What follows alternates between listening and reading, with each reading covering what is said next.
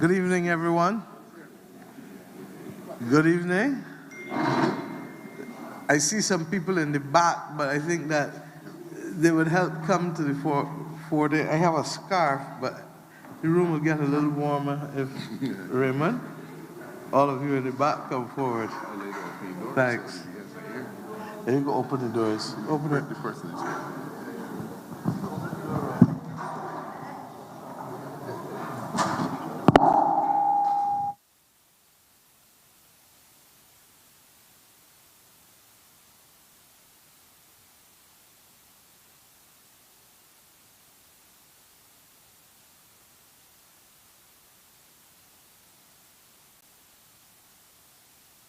So, 1 year on, good evening.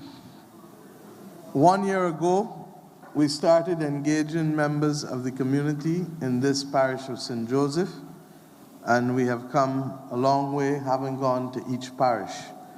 The government's commitment to be able to speak to people and have people speak with us remains absolute.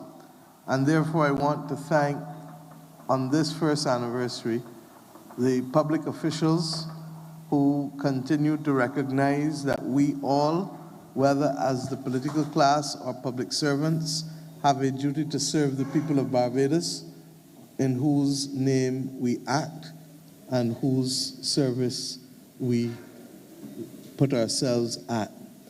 As a result, I want to go straight in. I need to apologize for being a little late this afternoon. As you know, today was Cabinet, and I had a number of matters. Cabinet went late, and then I had a number of matters that I had to resolve before coming here this evening. So with that apology, let me go straight into allowing those of you who have gathered here to be able to come to the fore and let us address your concerns and have the conversation yet again. Thank you for being here. I'm not sure who is first. A blessed good night. The Honorable Mayor Motley, Prime Minister, Santia Bradshaw, Deputy Prime Minister, Dale Marshall, Attorney General, and Parliamentary Representative. My name is Dolores Thompson from Melvin Hill, St. Joseph. My topics tonight concerns are on road work. Somebody help her with the mic. Road work. Just lower the mic for her, please. Road works, bridges, garbage bins, clean and green project, and water tanks. Just give us your name again, sorry. Dolores Thompson. Melvin Hill, St. Joseph.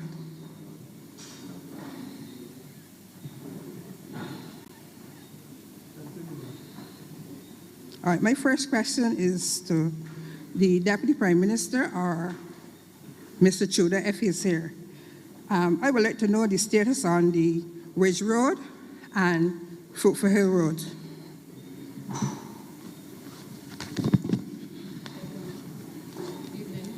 Good evening. Good evening, everybody. Thank you, ma'am, for the question. Mr. Tudor is not with us this afternoon. Ask Mr. Austin perhaps to just provide an update. As you know, some Gabion work would have been done certainly within the some Gabion work has been ongoing within the Fruitful Hill area. The work did stop as a result of us not being able to procure the Gabions. I think we would have been caught up in the issues with the supply chain, trying to get the Gabions into Barbados. And I believe that was the preliminary work to actually get the works in that area completed. But I'm going to ask Mr. Austin or the head of the depot, Mr. Chandler, to perhaps just weigh in a bit more in terms of the schedule for the continuation of the works. That one is Ridge Road. Go. What we're going to try and do, ma'am, is let him answer you as we go forward so we don't build up and then forget what you said. So he's getting the mic so he can answer you on Ridge Road and Fruitful Hill, and then we move to your next question. Is that fair? Yes, please. Thank you. Hi, good night, everybody. With regard to Fruitful Hill, as our minister was saying, the Gabion construction has been mostly completed. The There is some outstanding work with regard to this project, but we have not been able to restart it as yet due to constraints, as our minister said, with regard to Gabions and also with equipment. But it is a priority for us to sort out Fruitful Hill because it is a major connection in the area.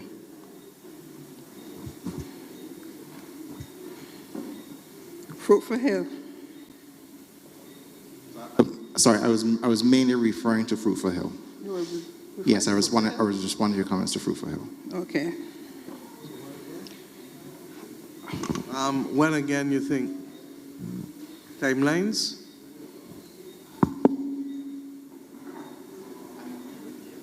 I may be able to give you some idea of timelines when if Mr. Chandler gets here. I'm not sure if he's here at present.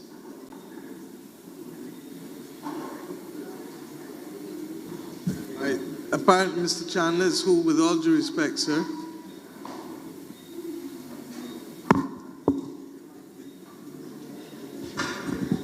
Good evening, everybody. This is Mr. Chandler. Good to see you. I thought you weren't here.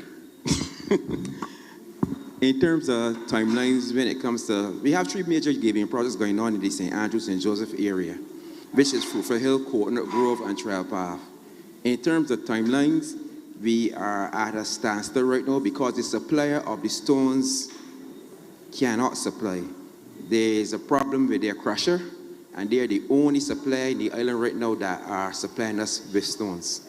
So until they get or be able to procure the parts for their crusher, we will not be able to go ahead with the work at Fruitful Hill, Coconut Grove, or Trail Path. Okay, that's what I'm going to ask DPM for you to do to get a better idea for us as to when we're likely to get some movement with the supply of for the parts to repair the crusher so that we know that we can access the stone again. Ma'am, Ms. Thompson, I'm asking you and the residents obviously to be patient and to allow us to be able to access the stone, because without the stone there's not much work that can be done, correct? Thank you.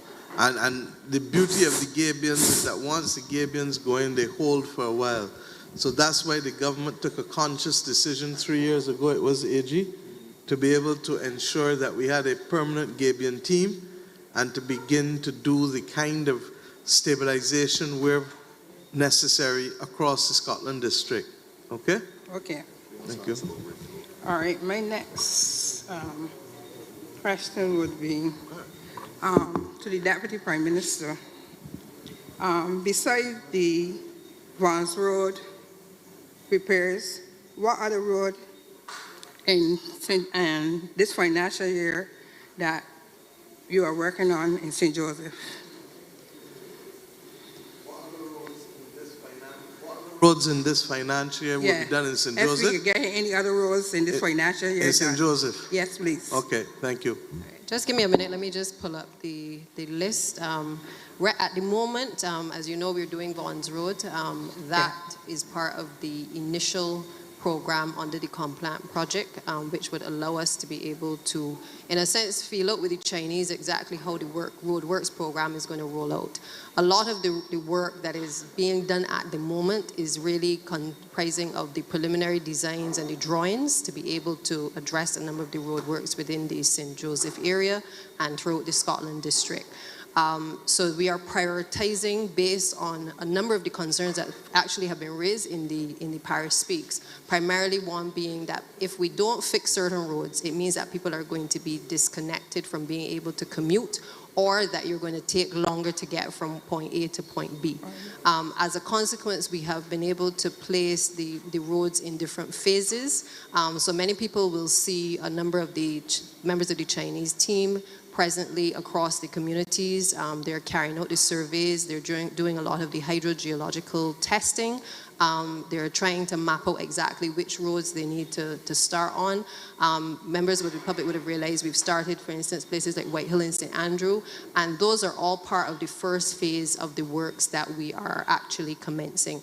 I don't want to give you a schedule to say which road we are starting, but suffice to say that we are prioritizing some of the roads that obviously are heavily trafficked and the ones that are in the worst condition to be able to bring relief to the people of St. Joseph. Okay, just give her a chance to pull it up. All right, so for the Complant project, we've got the Vaughn's Road. As we said earlier, Fruitful Hill is one that is going to be done in relation to the Gabion construction, so that is also going to be addressed. Coconut Grove, we have Hopewell Road. There is also Crescent to Springfield, Olton Road off Sugar Hill. Yeah. There's Coward Road off Chimborazo.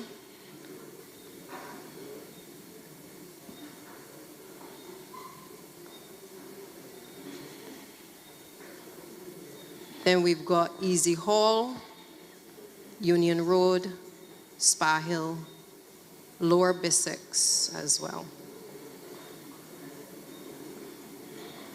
And there's going to be road reconstruction in Cleavers Hill, Joe's River near St. Elizabeth Primary School, and Clement Rock, which is a community road upgrade. Doubt. The early roads that you call Hopewell, Crescent to Springfield, etc., is that for road or is that for Gabion construction first? Which one is it? That is for road rehabilitation and in some cases Gabion construction as well. Okay. And just so that everybody is on the same page, a road may start this year, but depending on the length of time it takes to finish it, it may have to go what? Into the next financial year too. So I just want us to be on the same page because I've learned to apply my heart to wisdom too and common sense and to let people know so that everybody has the same expectations when we're finished. Is that understood, Ms. Thompson? Yes. Okay, thank you.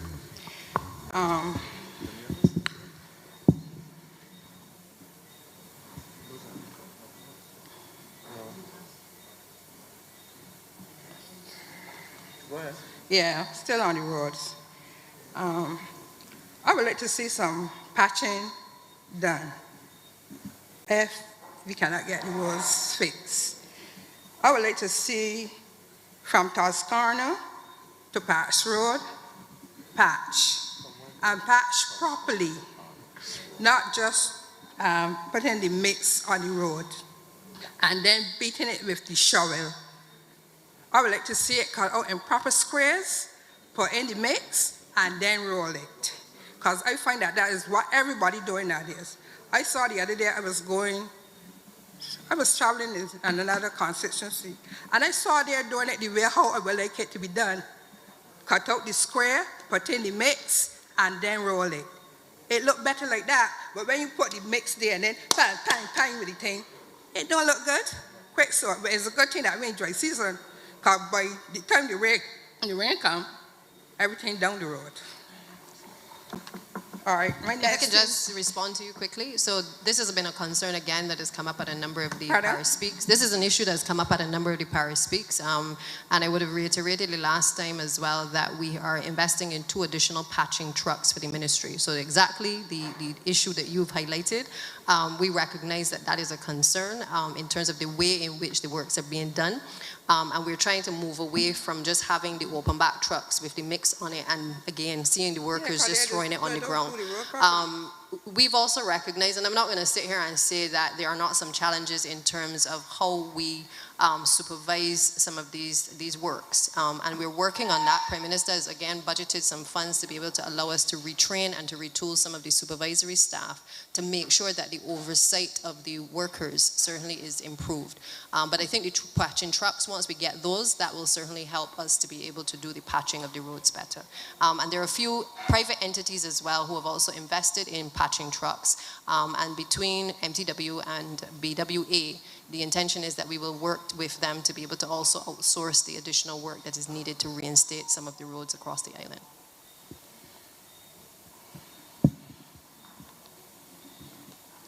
Bridges.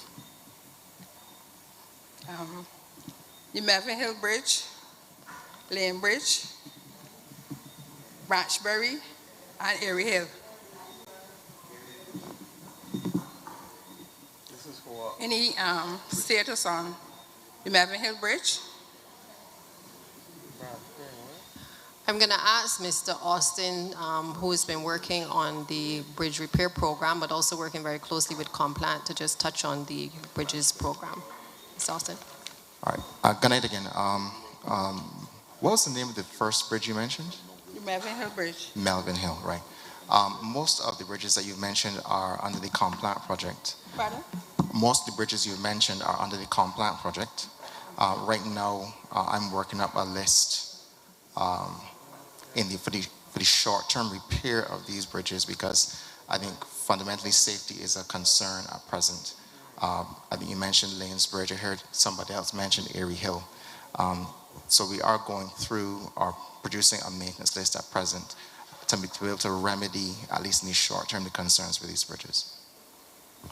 So when the short term will begin? Well, I'm aiming for at least to have an idea of the maintenance tasks with regard to these bridges finished in about 2 weeks or so. Pardon? 2 weeks? Yeah, on my part. So the maintenance work, then we'll have to actually schedule that work thereafter. But I'm hoping that that can happen sooner rather than later. So I'm hoping before the rainy season comes back in, if we can start to remedy some of those situations that you mentioned.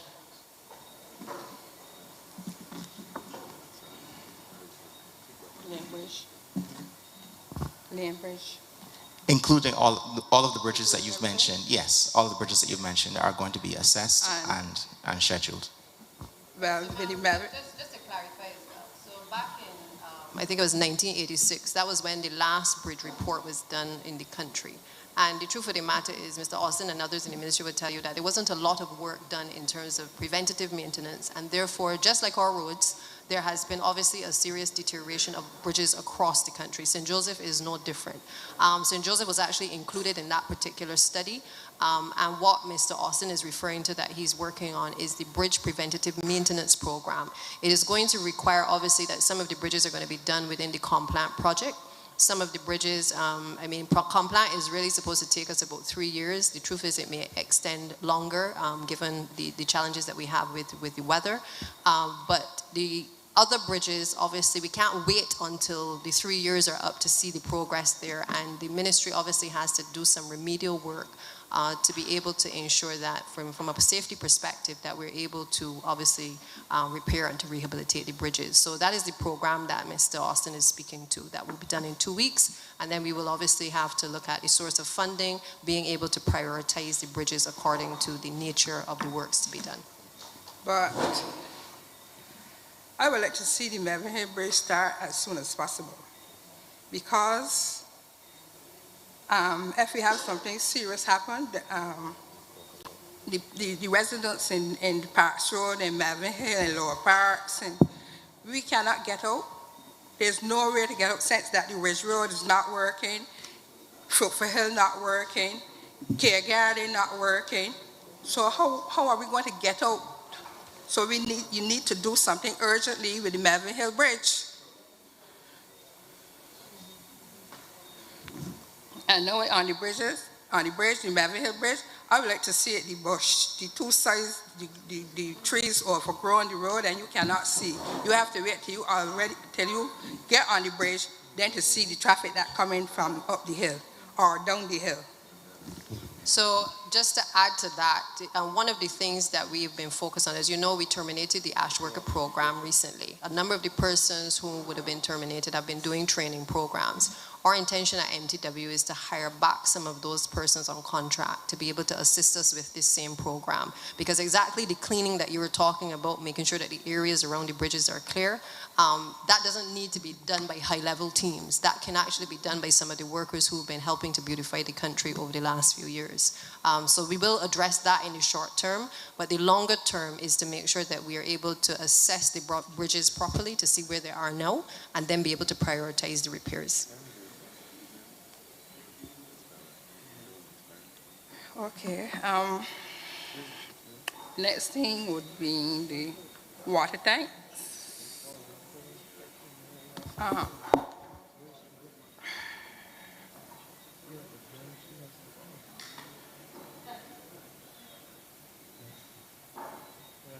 The water tanks. The water tanks that some people are getting. They have had a list with people's names on it. The names that were there, the other people's names that were not there are the people that get in the water tanks. And the names that were sent in, they are not getting the water tanks. And some people had the slabs, everything, but the tanks are not there. Well, ma'am, I'm not aware of what you are speaking of, but perhaps you can enlighten me a little bit later in terms of those specifics, because you're speaking general. If there are concerns in relation to persons whose names have been placed on lists that have not received the tanks, Yeah, there are people that then their I would names like you to share that were on information the with list, us so we can investigate it. and their names are not there. And people that their names were not there already have water tanks. They have people that had the slab from everything, but still they are not the tank. The tanks ain't get there yet. Okay, you can talk to me after and provide me with the names of those persons, But please. Deputy Prime Minister, you have people working in that field.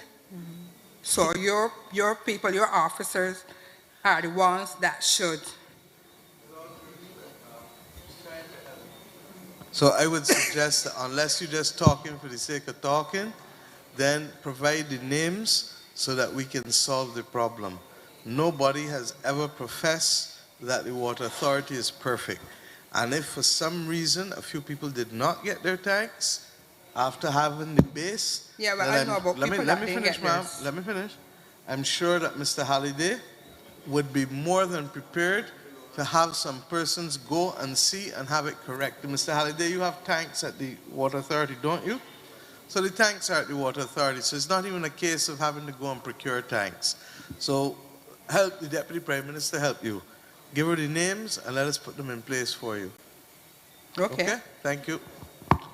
Anything else before you finish? Yes, Mr. Minister Adrian Clark, Ford here. This one is about the garbage bins and the Clean and Green project.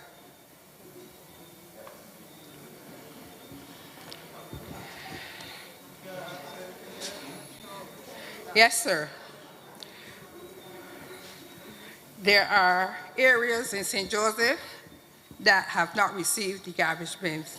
And I'm speaking about St. Joseph proper and the outer skirts of St. Joseph, which is part of St. Thomas, Fisher Pond, Clareberry, Care Garden. Good night to one and all. You would appreciate, of course, that with the ongoing war in Ukraine, there were supply chain issues. That is the first issue that we were faced with the whole garbage can and distribution. I know they are beautiful. Everybody wanted a garbage can in the house, and they want to apologize, first of all, for not being able to deliver to every single household holder. About over 90% of the country has had garbage cans. So we were able to deliver across Barbados. I must say that in our supplementary, just after in the budget, we were able to, just last month, to give the additional funds to have every single household in Barbados being outfitted with garbage cans. So it's just a matter of time before we already placed the order and they should be arriving in this country. We don't know the exact time, but in the not too distant future. So you will have you and every single person in St. No, I Joseph. have mine. Oh, you're asking My for it? area have.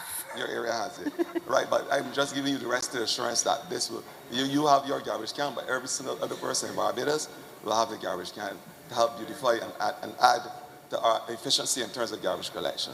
So I give you that assurance today. Thank you. But the next thing is on the Clean and Green project. Well,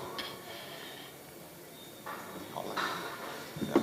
But in case that there's an issue with persons not having a garbage can, they want to appeal today to Barbadians to use our hotline number, the sanitation. I don't know if there's anyone here from the sanitation, but there's a hotline number that you can use and to call the sanitation proper, get the hotline number, and we can, of course, What's the hotline number? 262 5326 or 5327. 262? 262 5326 or 5327. That is our hotline number, and once you call, we'll be able to facilitate. Right? Yes, ma'am. What else? We got others coming. Let's go. Pardon? We got a lot of people behind you, so you may have to go and come back. So that's what I'm telling you. Okay? You wanna come back? So, no. Just let it finish on the clean and green. All right. Go ahead. Your The concerns. Clean and Green project, this is the last. Please. How do we go about the Clean and Green project? So far, I only see one area in St. Joseph, and that is up the hill. Yes, but you would appreciate that. I mean, I would like to see more Clean and Green projects. Josephine, my neighbor stream is buried straight in the heart of St. Joseph. Parish, you are uphill to me. And I want to say that I would love to give every 100 Clean and Green to St. Joseph, but we have other parts of Barbados. And equally, we are trying to distribute 3 Clean and Green to every single constituency, because we have to be fair across the board. We give you one, and which part is the Up Marshall. Blackmans. Yeah. Blackmans, but I'm sure your MP would titillate to have others in his constituency, because they promised 3 in every single constituency. So don't worry, you will get your Clean and Green. And see, so you will get 2 additional Clean and Green. Don't worry. Okay, thank you. All right, thanks. I think the issue is to be able to have the residents across St. Joseph, AG, be able to determine where they want the other 2 or 3. But look, that's just the beginning. Our ambition as a government is to have Barbados look like a garden from north to south, from east to west. And you will hear the Ministry of Education and the Ministry of Environment and the Ministry of Community Development talking to the country soon about the landscaping of all of our schools and the need for persons to volunteer, those who want to volunteer to be community landscaping champions, so that people can work. In every community, you got people who got green thumb. Not true? In every community, you got people who love plants. In every community, you have people who are diligently taking care of playing fields. Isolation, playing field, is one of the marvels of Barbados to respect. And what happens there? I see Mr. Merle putting his hand up, but Mr. Merle needs to tell us that the person who does it as a volunteer, Isolation Road in St. Andrew. And if we can get a lot more of that, then we are in a position to make sure that every school appears to be an oasis where learning can take place and where people's spirits can be refreshed, from teachers to students to parents. So we are going to be reaching out, and we will have competitions. Eventually, every November, I propose to introduce a Prime Minister's Prize for the best landscape and kept maintained schools at primary and secondary, and those prizes will not be insignificant. So I'm going to give Minister McConney, Minister Ford, and Minister Griffith the chance to be able to finish meeting with the landscape architects and the landscapers in the country, and within a few weeks, you should have the information that will hopefully ask Barbadians to step up to the plate and help us help make this country the most beautiful country in the Caribbean. Thank you. Who's next?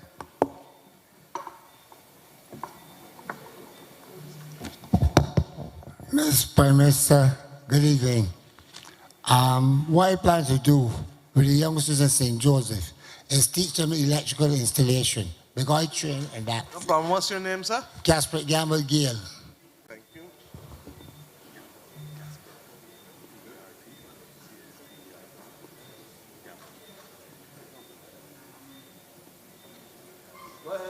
They help us to get some youngsters from off the block and teach them electrician trade so that we don't have to import people from outside to take, utilize the polytechnic and skills training so that they can learn electrical, plumbing, or anything, because technical thing has get very high.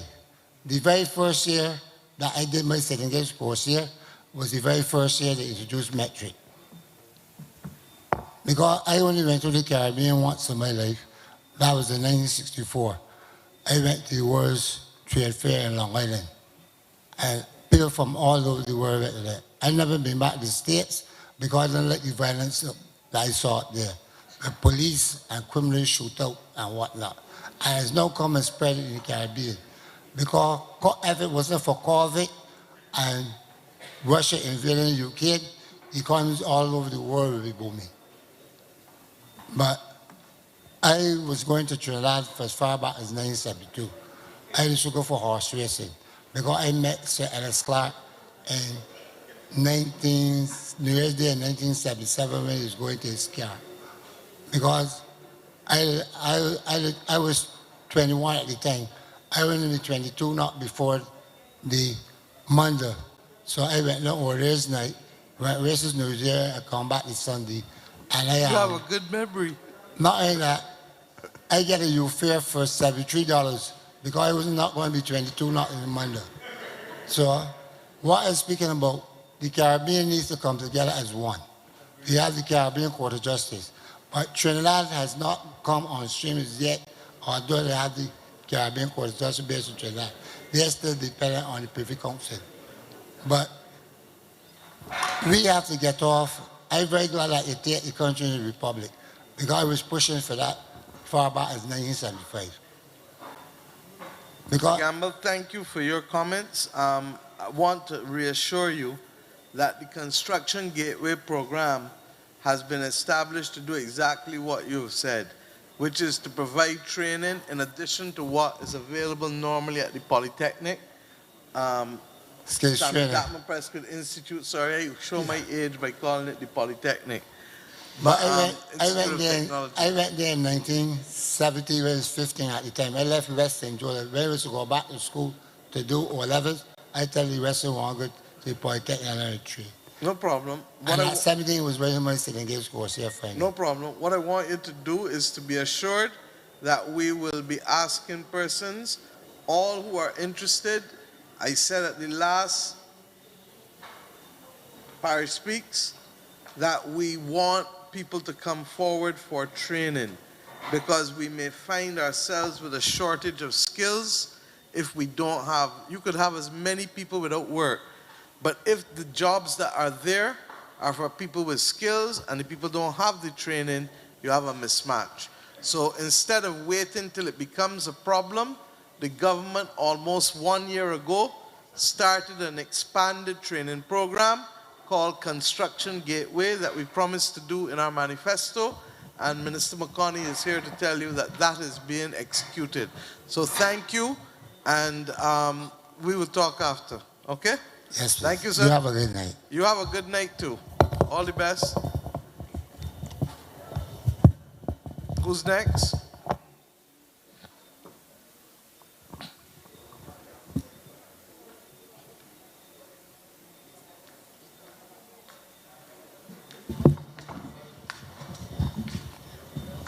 Good night to everybody and good night to panel. My name is Nikita Aline and I am a school monitor and I would like to know, I've been hearing rumors that come September that we will not be no longer needed at the school. I am also a single parent. Sorry, that you will be what? No longer needed, that the program will be canceled. I wasn't aware, Minister. Well, this is rumors, so it got me. Perhaps what I'm trying to tell you is, let not your heart be troubled. In July last year, I put the country on notice that we could not carry the ash workers for the whole time. Not true? when we were at Princess Margaret in 6 Roads. If there was something coming for you, the government would tell you. But there's so much fake news that It got don't me listen to frightened the 'cause- fake news and don't listen to the rumor. What you may have to do is that there may be some retraining to be able to allow you all to better help the teachers in schools to be able to take care of the children in ways that the school needs. But we made it clear that the things that the community elderly program, elder care program, and the school monitors, and then some of the community health liaison officers who actually, some of them have gone into vacant posts that we had for environmental health assistants, I believe is the name of the posts that they have. Okay? Yes, please. Thank you. You're most welcome, my dear. You see why it pays to come out to these meetings, Nikita, though? Nikita? You see why it pays for you to leave home and come to this meeting? Because you get things and you find out the truth one time. And your voice, your body, your expression got a likeness now that it didn't have when you come to the mic the first time. Thank you. Another question, please. Inquiring about the NAS that was supposed to be paid in. That's another concern. The government has indicated that all of those things have to be remedied. So, Kay, I'm not sure where we are with it. You can advise or... All right, she'll find out from her PS and get back to you before she leaves here. Okay, thank you. Okay? Yes, You see, you're even lighter now again.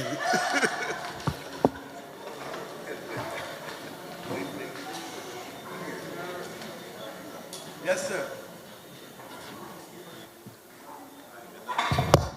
Hi, good night. I have two issues that I want to address. I'm not from St. Joseph. What's your name, sir? My name is Corey Kennedy. Corey Kennedy? Yes, please. I will tell you that we are giving people priority to the people of St. Joseph. So if it's issues, Okay. depending on what it is, Ashanta, just speak to him and we can sort you out after. Okay?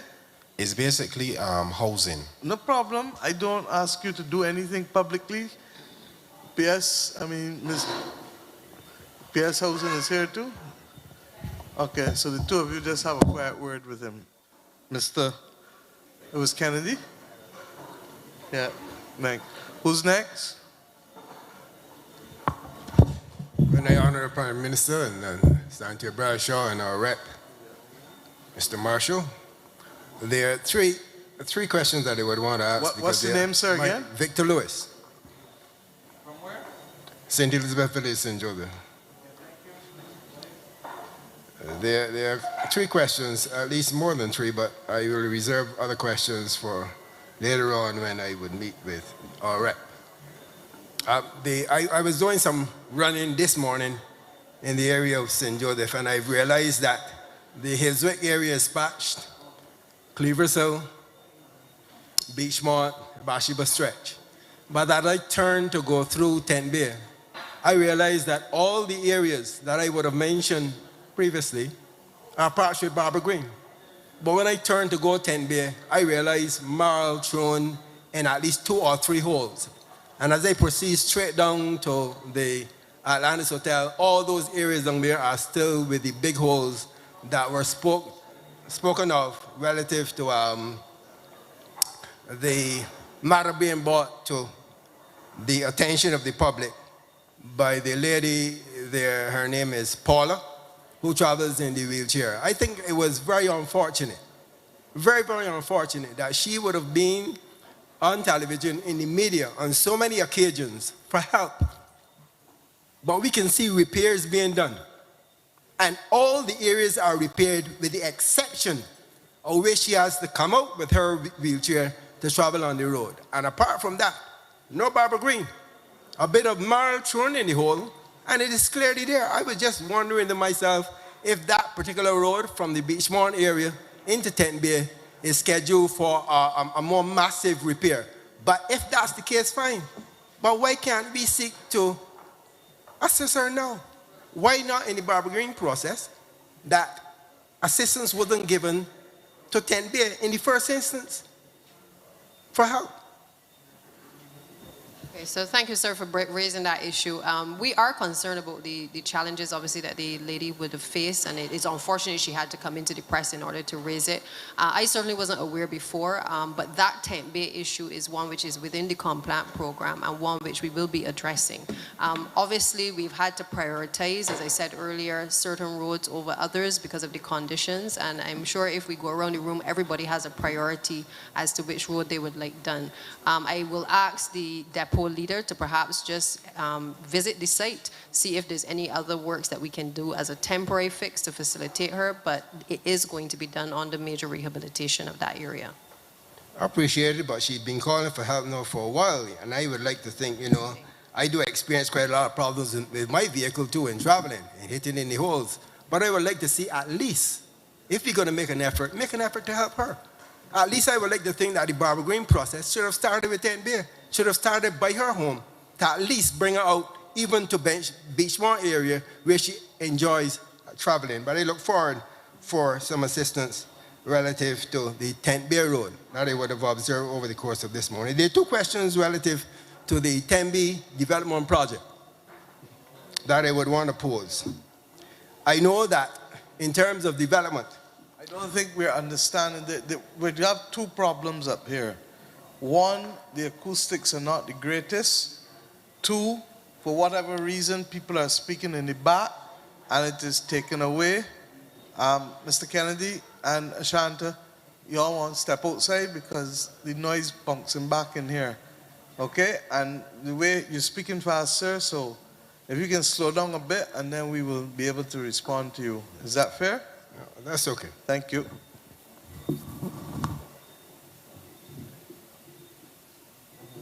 Go ahead. Now, I want to make reference to the George River Bridge. And I want to use this area here in terms of illustration. This wall over here to my left, that's one deflection wall for the water flow. The wall over to my right is the next deflection wall for the water flow. This is a column, and that's a column. That's exactly how the bridge area down there is laid out. Now, I know that our Prime Minister has been very transparent upon the world stage, speaking about the impact of climate change. We know it. We know the amount of hurricane systems that we have been impacted with in Barbados and throughout the Caribbean. It is clear that the volume of water that we will be expecting as far as climate change and the impact is concerned, that we will be getting large volumes of water from the hurricane systems that will be coming upon us. I think it is a bit unfortunate when I look at this bridge that is being designed for deflection for the water on the right, deflection for water on the left. But when you go to that bridge, you would see that boulders are packed between this column and that deflection wall, now only leaving undesigned for that bridge. Because if you go to Coggins and you look under the bridge, it's a clear path for all the columns, a clear path.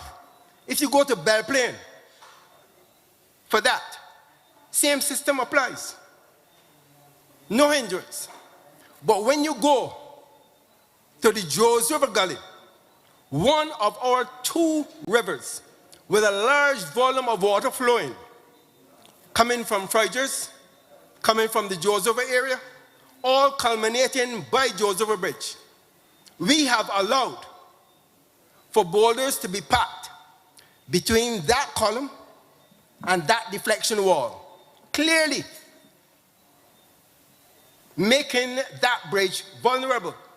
And what's on the top? 16-inch water pipes belonging to us.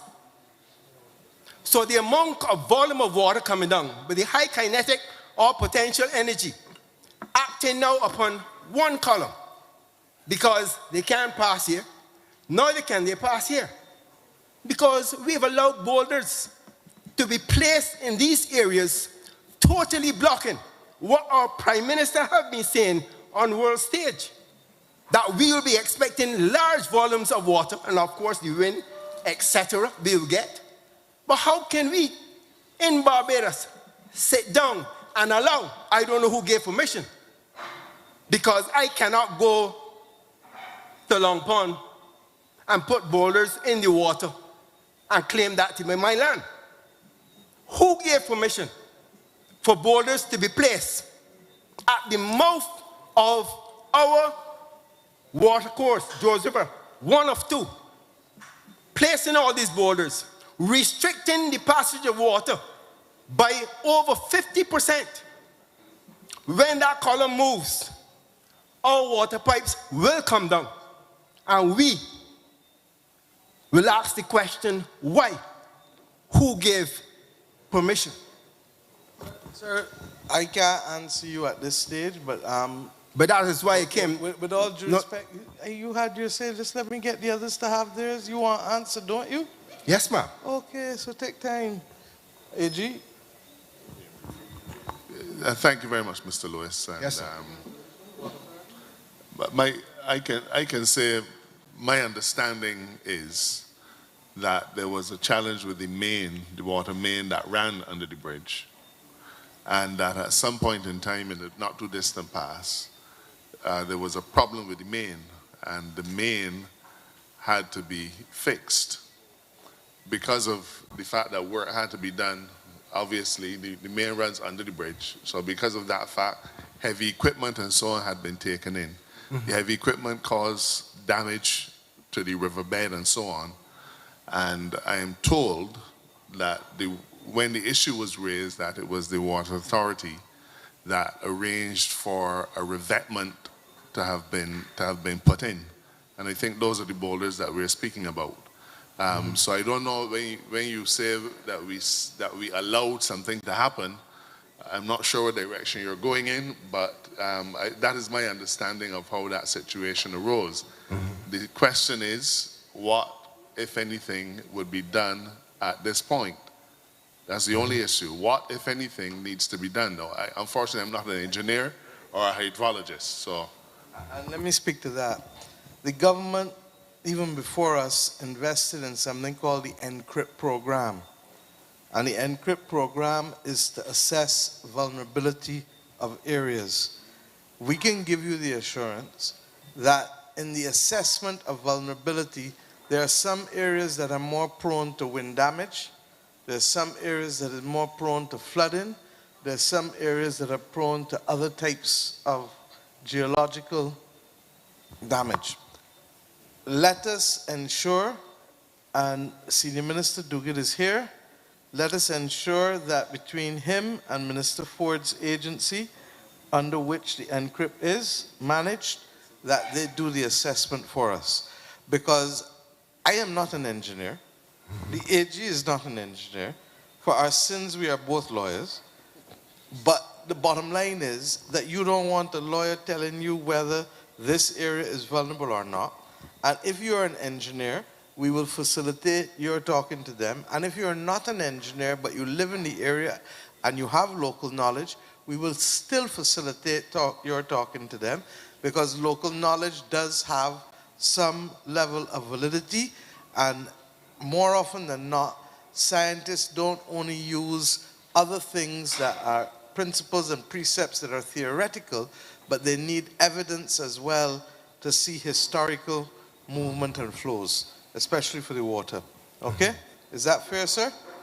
Well, to some extent, and my specialty is mechanical and electrical engineering, so the mechanical aspect, I looked to that, and certainly when I saw that a bridge would be designed with this capacity, and we've reduced it over 50%, of course, that brings into question. But what we may also need is not just mechanical engineering. We need people who understand the flow of the water and the hydrogeology and the other things in the area. So rest assured that what skills we don't have internally, we have reached out and brought them in as recent as last week before last, with Water Authority, with Caribbean Institute of Meteorology and Hydrology. We're doing a lot of geophysical testing across the country now for water to finally start to do the assessments to see where the deficits are and what truly is the groundwater deficit before we make complete decisions on the water to come from desalination beyond what we get from the ionics plant. Okay? All right. Next one. My final question. Thank you. Relative to the projects, we do impact studies.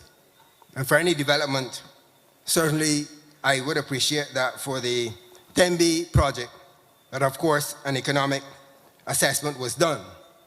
But there are still other areas, the environmental, social, heritage, and transport impact assessments. I want to know that whether these assessments were done for this particular project. You would appreciate that a developer has to fulfill the requirements of the planning office in relation to that a particular development. Matters relating to developments, and Minister Duguid might be able to shed some light on it because he's responsible for planning. But I can tell you that certainly for major developments, invariably there's going to be environmental impact studies, social impact studies, and so on. For major developments. Now, what is the threshold between a major development and a minor? I couldn't say, but certainly there are clear protocols with the planning office, and I don't know if Minister Duguid is in a position to offer some light on the matter. So, you don't know, or you don't? You don't find out. So you'll find out and get back to you before the end of the day. So he's going to find out whether the find out what impact studies have been done and what was the process, because as the AG said, there's a presumption of regularity, trust me, in this government with respect to what studies are done and what studies may not have to be done, what may be a scoping study, and what needs to be a full EIA or SIA, as you call it, social impact assessment or heritage impact assessment. Okay? I look forward no problem. to hear from Mr. Gouin. William, Thanks a lot. Let us know when you get it. Thank you. Who's next?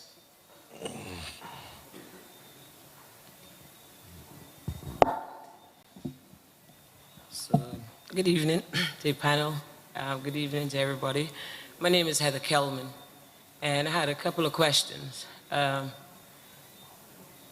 One first, I want to, how to call it? I want to be a face. I want to be a face to mental health.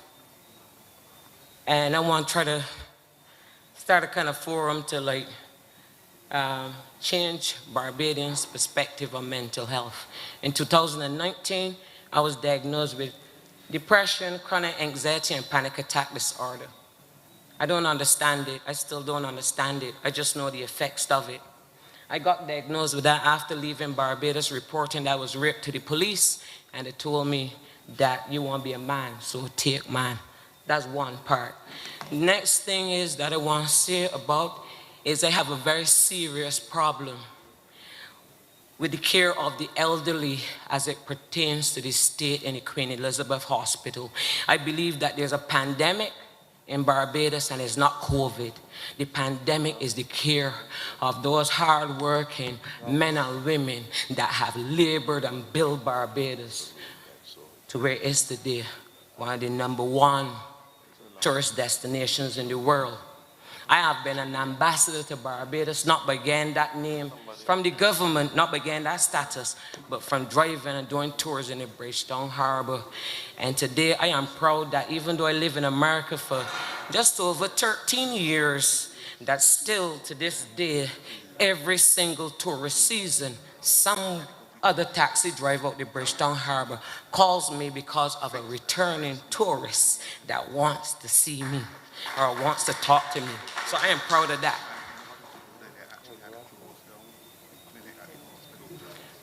I am trembling because my heart is beating like I'm gonna catch a heart attack. I am not good at public speaking, but I have to come here today. I have to come here today and ask Barbadians to help me rally. Help me to rally with or to create change in Barbados as it pertains to the care of the elderly at the Queen Elizabeth Hospital. My mom has been a public servant of this country for almost 40 years working at the Queen Elizabeth Hospital and was discarded by the doctors at the Queen Elizabeth Hospital. That's another thing. I'm not going to go into too personal. I'm going to explain that because I know you don't want me to go into nothing personal. I'm going to want to talk about my business for my That's sisters. true. So let's just Good. stay focused. But I hear your point. Let me help you. I hear your point and your concern about care of the elderly. And I give you the assurance that and I believe that Mr. Morris has already Yes, helped Mr. Morris with has you. already spoken Exactly. to me. And some things happened. So Yes. They let sent a us, team for the first time. It shouldn't take 2 months. It should not take to them saying that my mother is not going to make it after they gave her medication that gave her an infection. It shouldn't come to this. It should not come to this. and I understand your sense of both anger Yes, ma'am. and disappointment. But what I don't want you to do, as I've said to everybody in here, Trying hard. No, I know, and you take time. We can work with you. Don't worry, darling. And what I want you to do is take time and breathe, because Mr. Morris intervened. But let us keep it at a level where your business don't have to go to anybody in the rest of the world. I'm saying something needs You to be put in understand? place And because it shouldn't take me to call the Prime Minister office. I agree. And And that's I want to why, say, wait 1 minute, Miss Ma'am, I want this to respect here. But I want publicly, because I know that this is being broadcast, and I want to publicly thank this lady sitting over there. If you could stand up and let everybody see you. She has volunteered to take care of my mother. You hear me? You know why? Because while she was working as a nurse at the hospital, my mother, she can find a clean cup to drink out of when she go in that kitchen. You understand me? I will leave no stone unturned. If I have to march around Barbados naked or just so I won't get arrested, a sheet so that a change must come. don't do that, because A if you change naked, must come. if you There was naked, some wrap a sheet round her. exactly. The police will stop you for the first step, so you ain't gonna get through. So if you want to march, you put on a little clothes I'm over. a rubber sheet. I'm a rubber sheet. So make sure that it's strong. Look, this is a serious issue. It is. And this comes back down fundamentally to us doing better for each other in this country. We're not perfect in the country. Bajans are not perfect, but we are good people. It's true. And we need to remember the rules that we learned in Sunday school and as little children. Do unto others as you would have them do unto you. All right. So just like we know that I also come here to create change. I ain't just come here because it's bigger than my mother now. Hold on, we hear you, and I think you've made your point, and I just want to thank you for having the courage to make it. But what I don't want you to do is to be able to have to deal with your mother's circumstances in any way that brings hurt to you or her or to anyone else in this room. Yes, and I ma'am. thank you, ma'am, for reaching out, because that is the spirit that we are asking Bajans to exhibit, to be their brothers and their sisters' keeper. This is a country, I grew up coming up in town, hearing about the share pot mentality. And what is that? You don't have today, I help you today. I don't have tomorrow, you help me tomorrow. And that is what has allowed many a family to get through in this country for not now, not since independence, but long time. And that is the definition of both being caring and resilient. So I thank you, Heather, and ask you therefore. Yeah. And the AG is reminding me that he is in the process. In fact, you can speak, AG, yourself about the legislation that is about to come. It is more Minister Humphrey than mine, but if I can empathize with you for 1 minute, and I join you in respect of the issue of mental health. My father developed dementia, and you know, there's a Heart and Stroke Foundation, there's a Cancer Society, there's a society for everything, there's a Diabetes Foundation. I could not find anybody to talk to about what I was experiencing, and I've come to know that there's hardly a household in Barbados that does not have to deal with some form of mental illness. And I really feel guilty. As a little boy, we used to say, we used to say unkind things. You know, you would see somebody walking the road with a funny gait, and we would make sport at them, not understanding that this is not something they can control.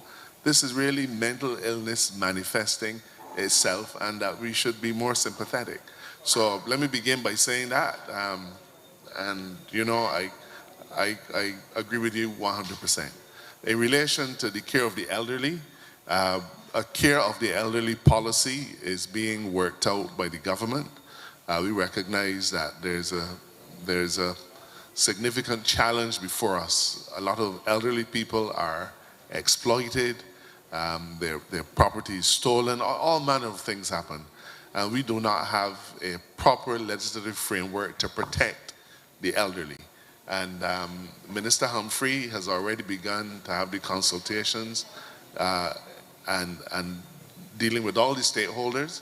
And this will, I expect, before the year is out, bring us a new piece of legislation which will focus on care of the elderly.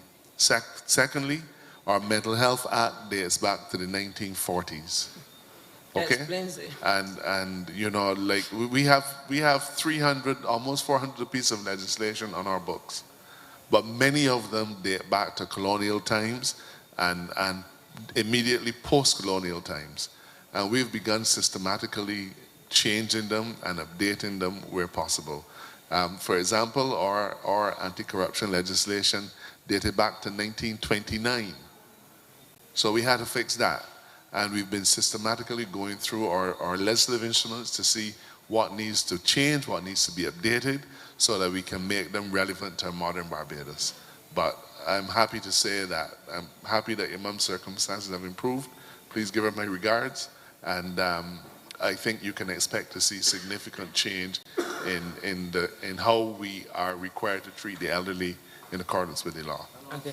I'm sorry, I would add to that, the Mental Health Reform Commission, Minister Walcott, we've had a different thing. I've just come back from Trinidad. In fact, the AG and myself in the Heads of Government Summit treating violence, that treats the violence as a public health disease. And what we realize is that throughout the entire region, we just simply have not moved fast enough to modernize the mental health treatment and laws, and we're now working to be able to do so. The next point is this, is that if you've been following a lot that people have been talking about and writing recently, they have shown that since 2012, since certain forms of social media became accessible in 2012, that the incidence of mental health disease has increased significantly. So we hear you. I thank you for your courage and being able to share why you feel so passionately about this. And as the AG said, we're giving you the assurance that from the perspective of both the, and let's get real, you know, the numbers for those who suffer from some variation of mental health issue is 1 in 3. The Minister of Health keeps reminding us of that. And to that extent, therefore, it means that there has to be that tolerance level. And I want to salute the AG too, because he didn't have to share his own experience with what he had to go through as well. And that's why we're working with a number of people quietly and some not so quietly to be able to bring about the changes. Okay? Thank you. And this is one big family. We're going to make it. Ma'am, I got one last question. I think the AG may be able to answer it. My question to you, sir, is, I mean, what are the, I'm trying to put it without attacking, I just want to create change, you know. But, okay, so I live overseas. So, I know that my passport is the government, as the property of the Barbados government. I've been trying to get a passport from 2021.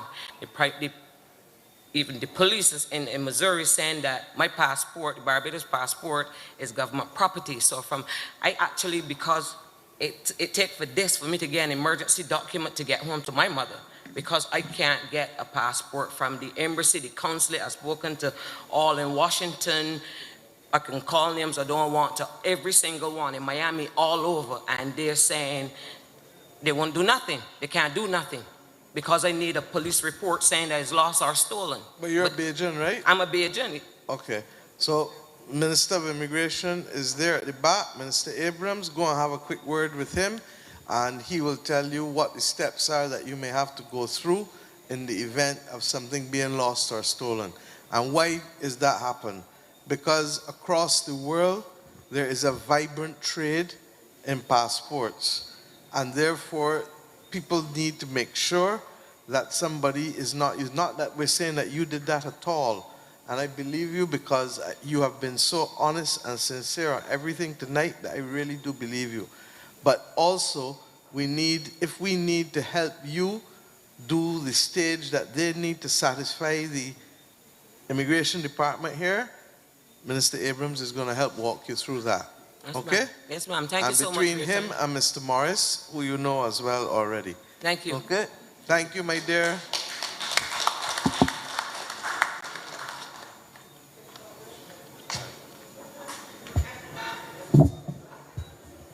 Good night, everyone. My name is Faith Holder, and exactly 1 year ago, sometime around this time, I would have come to this exact same Parish speech and raised the issue on funding for the persons within the Human Nutrition and Dietetics program at the UWK field. However, I'm not here to raise that issue again, but I'm here to say thank you on behalf of myself and all of my other colleagues to you, Prime Minister, to the Minister of Education and her Permanent Secretary, to the former Minister of Health, Mr. Ian Gunn-Edgew, who also lobbied for us, to you, Mr. Morris, for also reaching out and always keeping in constant contact. We are very grateful and appreciative of everything. And and seeing that there is a great need for our profession, this course is filled with persons who are dedicated, who are ambitious about getting on the ground and helping Barbados, not only in the management of NCDs, but also in the prevention of it. And as we did many field trips, we went into schools, went into the community, and we see the need. And we know that there is a need for our profession. So we are just very thankful that we have this opportunity to continue our education and hope that many other Barbadians, especially the young ones like I am, will get into this profession. And thank you so much. And Prime Minister, you have told me the last time that I can sleep well. But no, I can definitely sleep well. Like, all of us can sleep well now, knowing that this is covered. Well, so we're very let's grateful. put it this way. If I told, who was it earlier? If I told Nikita that she was walking lightly, you are floating. and I really am happy that we've been able to cure that difficulty and to make the difference. Look, Barbados has an epidemic with diabetes. Don't fool ourselves. And a large part of it is as a result of our diet and our lack of exercise. And we therefore do need people like you to play a role in helping to educate the average Barbadian how they should maintain their diets, especially as they get older. But the truth is, if we start in the primary schools, a habit once developed will carry you for the rest of your lives. And I know that the Minister of Education has taken time to ensure that the school meals program has been reviewed to be able to look at the nutritional value. I know that at the level of government, in fact, that we put an excise on the sugary drinks, and I have given the Ministry of Health until the end of September to deal with the issues pertaining to salt and the use of salt in our diet. What I'd like to say to you, and I'm going to be a little mischievous now, because you know that when the government of Barbados pays fees, that under the current program there's something called Operation Give Back. So I want you to meet for me now with the Minister of Education and work out how best you think, even as you all are studying, because Operation Give Back can be in other areas, not necessarily your area of study. But I am publicly asking you if you and the other students can come up with a project that is centered around what you are studying to be able to give some hours back in exchange for the payment of the fees. In our program, we actually have internships at the QBH that we have to do starting from this summer. Right, but that's your formal studying. This is going beyond that. And it is asking you to give back, I can't remember if it's 150 or 200 hours a year. Okay? And that's all that the government is asking from our students. We're going to pay your fees, but you're going to come and give back and help build social capital in this country and help people. And if you can do that for me, then this will be a case of not only walking by sight, but walking by faith too. Right? Faith is your name, correct? Yes, please. All right. So we walk both by sight and faith. So, okay, meet with Faith before we leave, and Roy, and let's get a program going. And let me tell you what I particularly want you all to help start working with. And tomorrow I launch a program, I think at 2 o'clock, for training with Coca-Cola with the small shops across Barbados. But I've asked them and others, it is a crying shame that we do not have a Caribbean calorie counter. I've spoken about it, and I hope that before the end of the year, we can start knowing when you go and eat a roti, how much calories in it. When you go and eat breadfruit cuckoo and saltfish, or breadfruit cuckoo and red herring, a scoop of breadfruit cuckoo, how much calories in it? And I never seen anybody eat a scoop of breadfruit cuckoo yet. And they don't got 3 or 4 scoops on the plate, they're in a Beijing, correct? So we have to be able to show moderation. I shouldn't have to go to the NHS site in England to know how much calories in meal cuckoo. Okay? So work with them, and let's do, if we can leave a legacy, y'all can leave a legacy from the studying that you're doing. And we'll probably let you partner with somebody to be able to get these messages out. Thank you. Thank you. It's good to hear that people are appreciative. Thank you.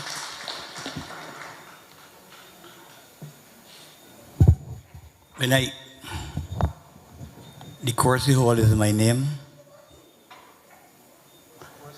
I think it was last year or when we had our first St. Joseph speak. And I'm wondering why we come back with another one. Because to be truthful, I've not seen anything done as far as the road is concerned in St. Joseph. But that's not my pet peeve tonight. My pet peeve tonight is about those Trident ID cards that we have in Barbados now. And the reason why I say that is because I have an old mother home who is 94 years old, suffering with dementia, cannot hear, and cannot move around. But yet still I'm hearing that the 30th of June is the deadline for ID cards. So let me stop you. One of the reasons why I was late this evening is because I was dealing with that issue. And tomorrow I'm dealing with it again. So there will be an extension. So you don't have to worry. And in fact, all you've done now is to cause me to ask Mr. Morris. I think I wasn't planning to do it, but you're going to have to come to the table and also be able to report progress, because I don't want Bajans to feel, first of all, that everything can happen in 12 months, because I am not God, and this government does not pretend to be. But we pretend to be good stewards of the public affairs of this country and responsive to the people where we can. So I'm going to ask Mr. Morris to report on what happened in the last year, recognizing that, as you heard from the Deputy Prime Minister with respect to roads, that a lot of the program in roads is going to start this year, because under the Complant program, you can't just come and do a road without doing the geological surveys, without doing the engineering plans, without doing the costing and all of that. So the work is going to come. So I beg you to hold strain with us. With respect to your mom and the ID, don't stress. It is not only my mom. I got about 2,000 old people in the area don't stress. that have that problem. Don't stress, because we're going to have to extend the date. But what I'm trying to tell you is that the supplier of the cards as well is not in a position to deliver any more cards for us before the end of May, it is? Or June, I can't remember. But I think the government should not put a deadline on it. No, but my dear, a deadline had to be on it initially, okay? Since we have run out of stock, and they also have run out of stock from who they were getting it from, okay? You hear us keep talking about the disruption in the supply chain. It is real. Okay? And all I want you to know is that because of that, the government is going to take the decision to extend. The paper came to Cabinet this evening.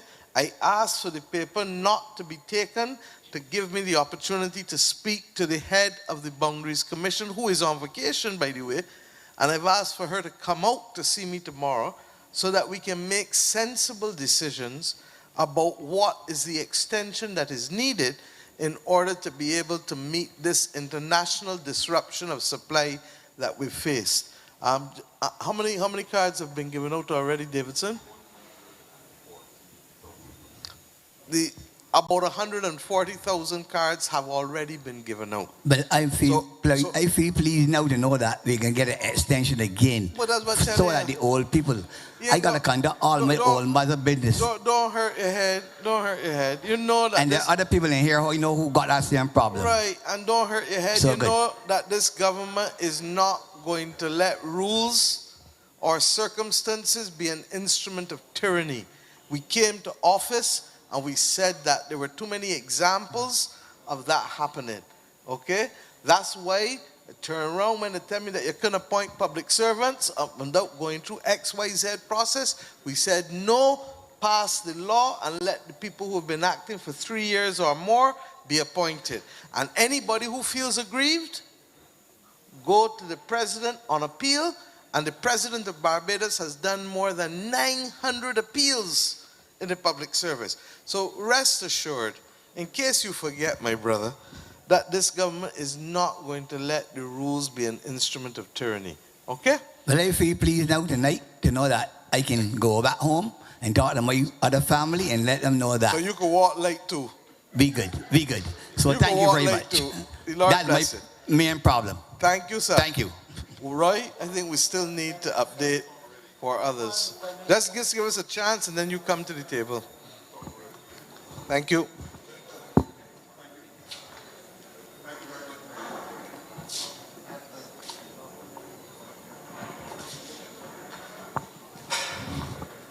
A blessed and a pleasant good night to You everyone. hold tight, sir. Mr. Morris is talking and there's a gentleman who is before you.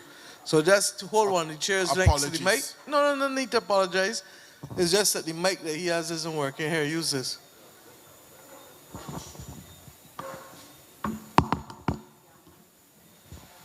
Thank you very much, Prime Minister. Okay, I've been keeping track of what has been happening in St. Joseph since the last St. Joseph speak, particularly because this is where we began, and it would have been a test. As you would recognize from what the Deputy Prime Minister said, there were some areas related specifically to roads where we are still behind what we had promised, and the explanations for them has already been given. However, there are a number of other areas. You heard from Faith a moment ago. That was one of the promises made, that it would be dealt with. And those students have had their tuition and the program settled at UE. So that's one issue that was taken care of. There was the issue relating to facilities at Lamins. And we know that the plans, the actual architectural plans for Lamins Attorney General have been completed. For the pavilion, right, at Lamins, they have been completed. So the next phase would be going into actual construction and such like. Garbage cans, you just got the explanation on that. The mini stadium that was promised for the Grantley Adams School, that is still, right, that is still in the works. But the lights themselves, the lights are in and they're functional and they should be on. I came in before the sun went down, but right, so they are on. There was also a question raised by Andrew Dixon last year in relation to the NSC reinstating some of the programs that were curtailed by COVID for youth in the area.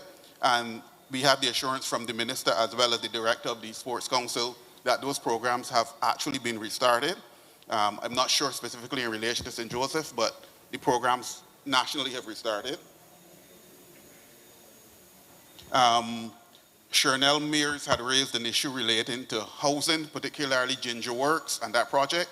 And again, if you are from St. Joseph, you would recognize that there has been some work done on the roads. And the word from the, pardon? Ginger Works. What is it, 13 acres? 13 lots that were already done, but the larger project is 5 acres, right. And I got the note from the Ministry of Housing, National Housing Corporation, that the road works should be completed. They give me different dates for different aspects of it, but the road works should be, including paving, should be completed by the 24th, which is, today is the 20th, which is next week. Those roads should be in place. One of the questions raised as well was the cumbersome nature of the application process at the National Housing Corporation.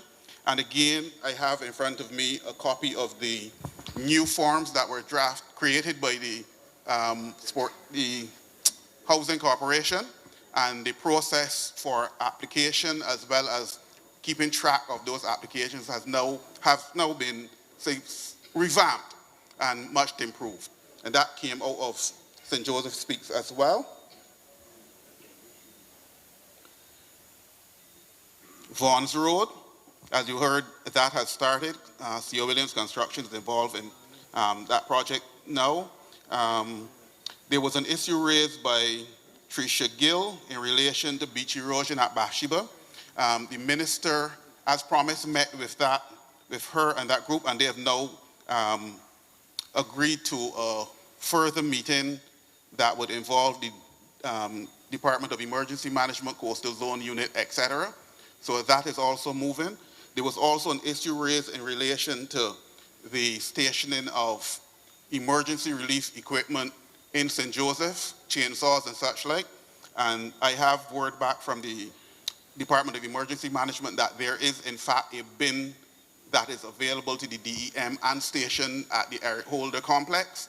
That has equipment in it, but that equipment is going to be upgraded, and not just upgraded in terms of the type of equipment, but the volume of equipment in preparation for the hurricane season.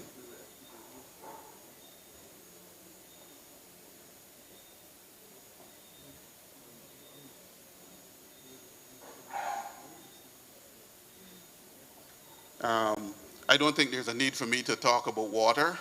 That is perhaps the one big thing from the last St. Joseph Speaks that is not an issue. I think, Roy, that you can't say one big the problem in St. Joseph for so long. Water was a problem in St. Joseph for so long that I am not going to associate myself with your comments when you say the one big thing. It is the most fundamental and major achievement to bring water to the people of St. Joseph. The people of the Water Authority have had to take licks year after year after year after year in this school hall and elsewhere. And I think that it is only fair on behalf of the people of St. Joseph that I would like to thank the Barbados Water Authority for being able to deal and resolve the issue for the residents of St. Joseph. Thank you.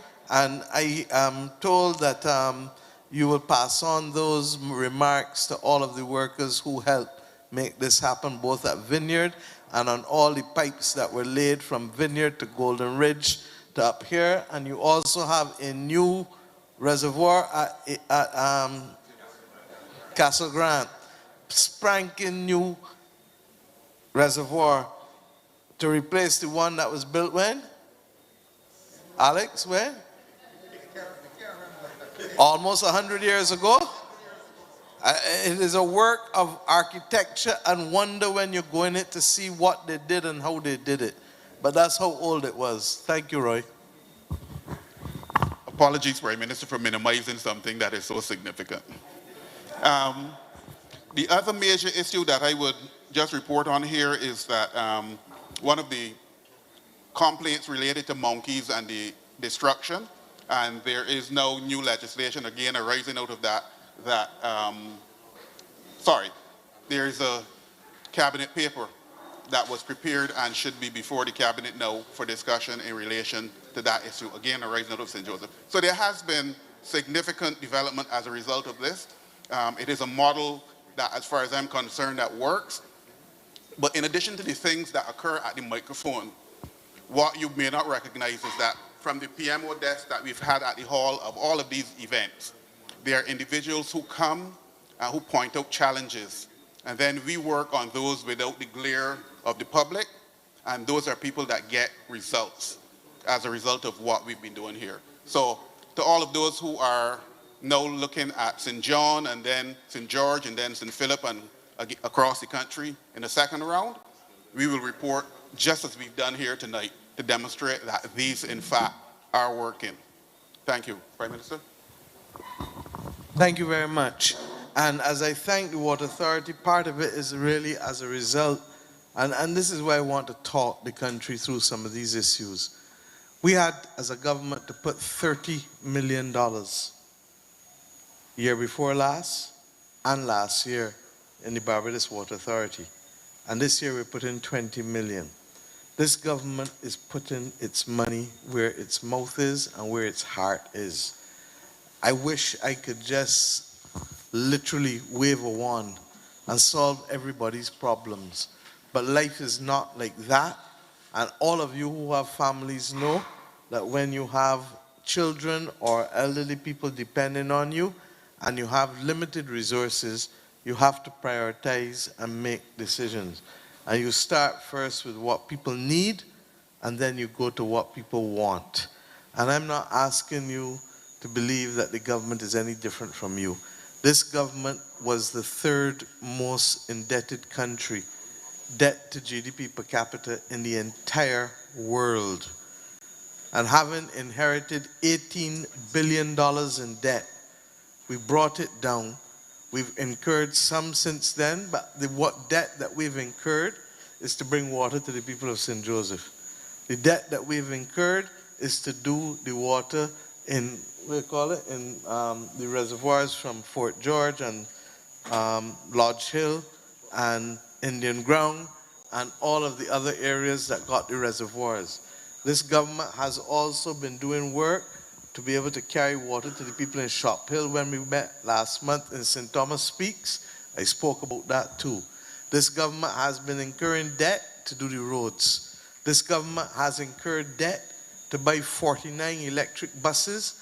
This government has incurred debt to buy a whole host of sanitation service trucks. This government has incurred debt to build a new accident and emergency, and thank God we built it and it was finished before COVID, because when the social distancing, a phrase that we forget now, was imposed, look how everybody close up underneath one another. You understand? When the social distancing was imposed, it meant that had we not had that extra space in A&E, we would have put the entire Queen Elizabeth Hospital at risk. If the QEH went at risk because of the density of housing all through St. Michael, Christchurch, St. James, then we would have put ourselves at serious risk. This government incurred money to put Harrison's Point and to build it. I say these things because sometimes people believe that there's only one issue or one parish or one thing to solve. And the important thing for me as Prime Minister is not for us to achieve perfection as much as we want it, but for us to do right by people and to do good and to manage the public affairs in this country responsibly. And it therefore means that you're going to have to balance competing interests across sectors. You're going to have to balance competing interests within the same sector across parishes and constituencies. St. Joseph has gone ahead. The people of St. Peter and St. Lucie are waiting for their day as well. And Water Authority knows it, and we're working. The Deputy Prime Minister, as recent as 2 days ago, was meeting with people out of the US that I had met with from Google X, who have technological solutions to be able to help us map out and to work and see what we really have and what we don't have in terms of leaking pipe, etc. If I give you what Rommel Springer gave me for the history of the Waterworks Department, going back to the 18th century, 19th century, and coming forward, sorry, then you would begin to understand what it is we're beginning to fix. And the reason why I insist on having these meetings, and Mr. Holder want to know why we back here, Mr. Holder, even if Roy Morris couldn't get up and present nothing, we would be back here. Why? Because conversation and engagement is not a historic act.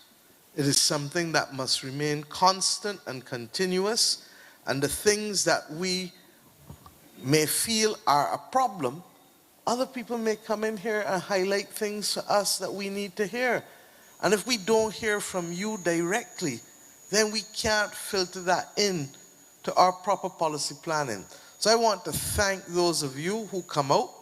I want to say to the public servants, if we don't serve people by listening to them in this way, then we are not going to be able to secure their compliance, consideration, cooperation, and ultimately the ability to be able for us to move in one direction. And I hope long after I leave this job that people will continue, because this is democracy in action. And when we said in our covenant of hope, not even in manifesto, I showed it to Santia Sunday morning again. In 2016, approved by our annual conference. In 2015, deep in opposition, that we're going to come to the people, parish by parish. That was the exact phrase I used. We got messed up in the early days because of COVID. As soon as COVID was out of the way, we've come and we've started it. And I hope that the People's Assemblies, which Minister Humphrey now has to work with Cabinet Office to make a reality during the course of this fiscal year, by the end of this fiscal year, that will allow for more people to have a say and to participate. Let us make it happen. Sir, you wanted to be, there were two of you. Thank you. Hi, good night, one and all. Just had a quick question here. Your name is Matthew Hinkson. Sorry? Matthew Hinkson. In reference to the government's plan to build 10,000 houses. Where are you from? Cleaver Hill, St. Joseph. Yeah. Yeah. In reference to the government's plan to build 10,000 houses, I just wanted to know what are the plans currently for St. Joseph. So that question could be either be directed to the AG or the minister in charge of housing. I saw the Minister of Housing here. You start with the works and then come to Minister Housing and Mr. Lawrence. Okay. You're quite right to ask that question, Matthew. The last time we had a housing development, any housing development in St. Joseph would have been 2007, 2008.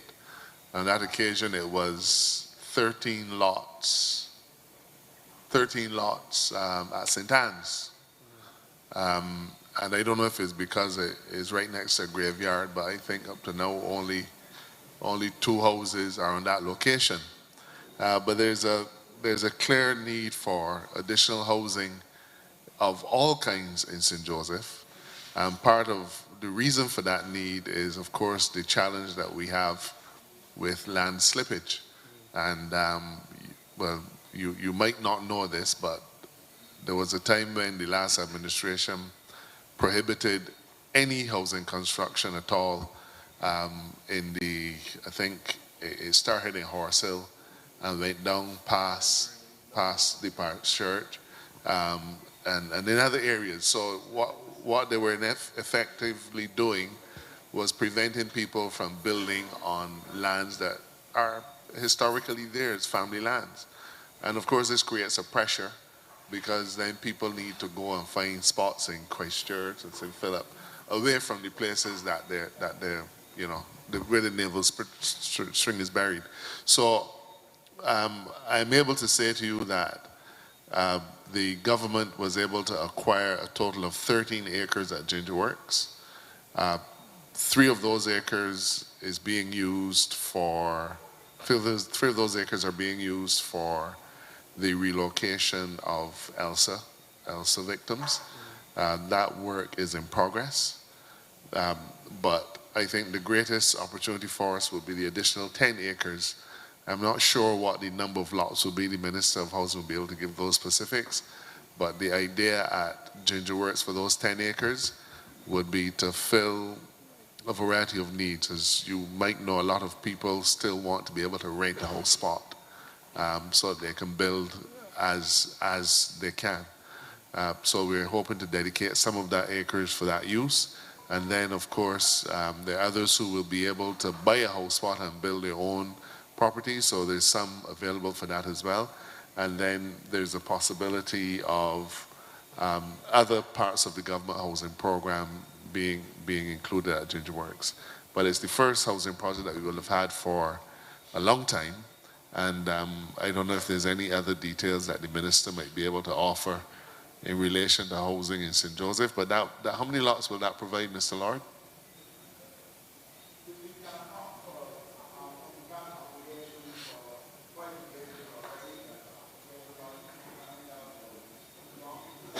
How many lots?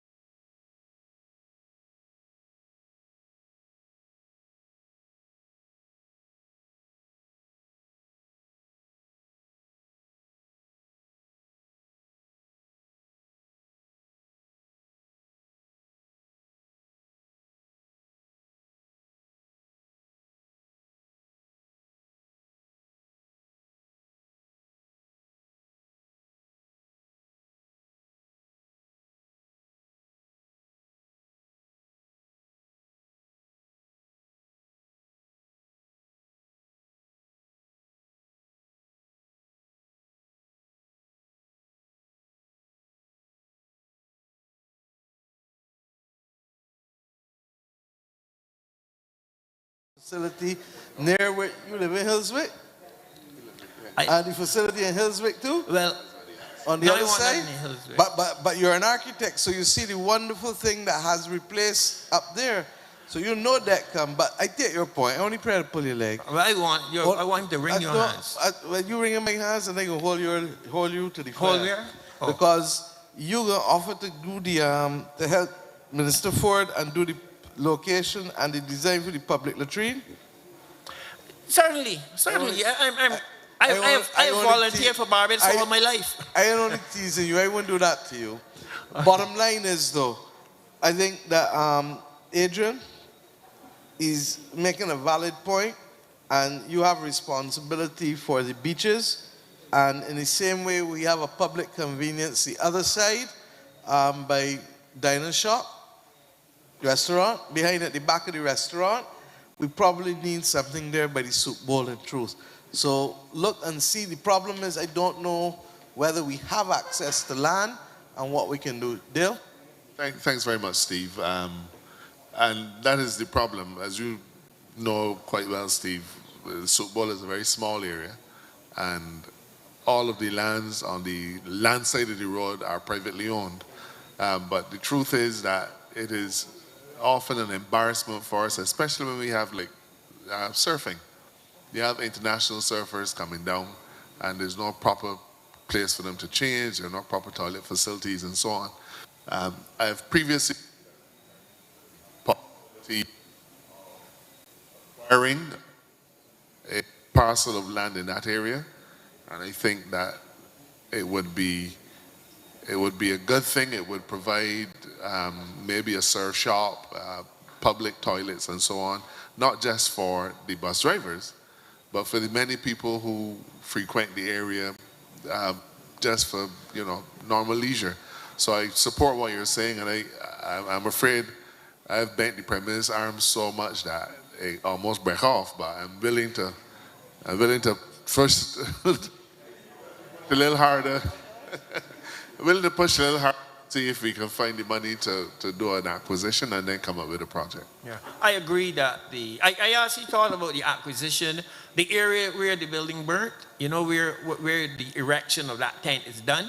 I believe that from there almost going northward, that can also be to sort of improved a bit, because what happens is that the surfing group or organization, every year they have to come and sort of excavate at the side to put erect the plastic toilets. And I think that it is high time.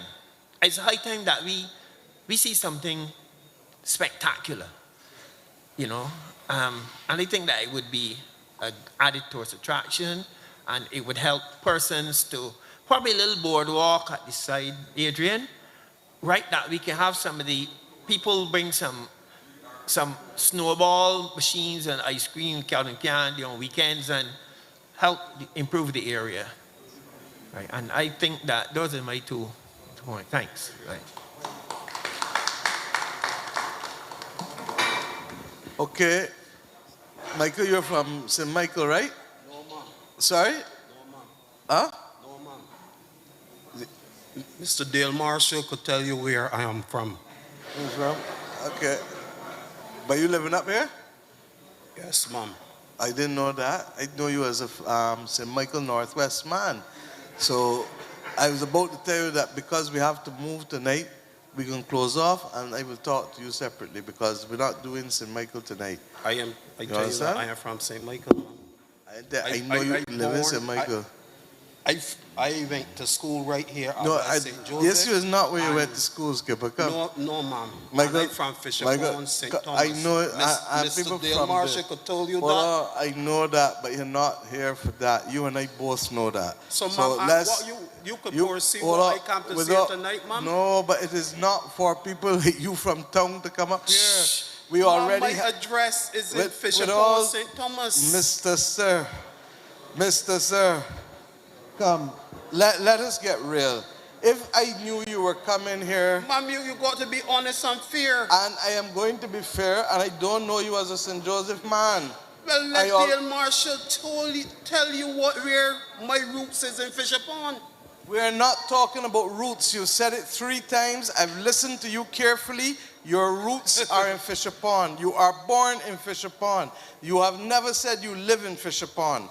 Live in Fisher Pond. With all due respect, Michael. I live in Fisher Pond and my business is from Fisher Pond. Thank you very much. We'll see you after. Okay, thank you. Come, Marilyn, St. Joseph resident, come. Good night, Madam PM, my MP, the rest of the head table. My concern tonight is with the transport board. Oh, my name is Marilyn Cook, and I'm from Branchbury. Our Sugar Hill bus. Anybody from the transport board here? Oh, Lord, I'm glad. We have outlived these top ZRs. It makes no sense, absolutely none, to send a ZR to Sugar Hill. I have seen many persons being left in the bus terminal. When our bus, the Sterling and Blackman's tenant, I live in Branchbury, a stone throw away. When that ZR get in Branchbury, the bus full. We barely have the bus. It is time that somebody get low sense because they ain't operating now right now. And sometimes in the bus terminal, you may not get a 1 o'clock bus. You ain't getting a 2. The 3 gonna come. You know they can still send us ZR? What sense is that making? I think the time has come for us to get some big buses on the Sugar Hill route. Because if it leaves me now in Branchbury, it don't make no sense going down in Erie Hill, the people in Pro, nothing so. So when a bus, to me, they're just sending a bus, or a ZR, so you can say, well, want to get a bus. And it is absolutely ridiculous. So I am pleading with you, Madam PM, because I know you just get things done. We need some buses for Sugar Hill. There's nothing sweet about this Sugar Hill road. Ms. Holder is here. Ms. Holder, you want to respond? To explain? Oh, and while we at it, Ms. Holder, I don't think that Sugar Hill after the 9 o'clock bus, our next bus is midnight. I think that needs to stop too. Because if you miss the 9 o'clock bus, you should never ever have to wait until midnight to get a bus to get home. Because Sugar Hill people is people too.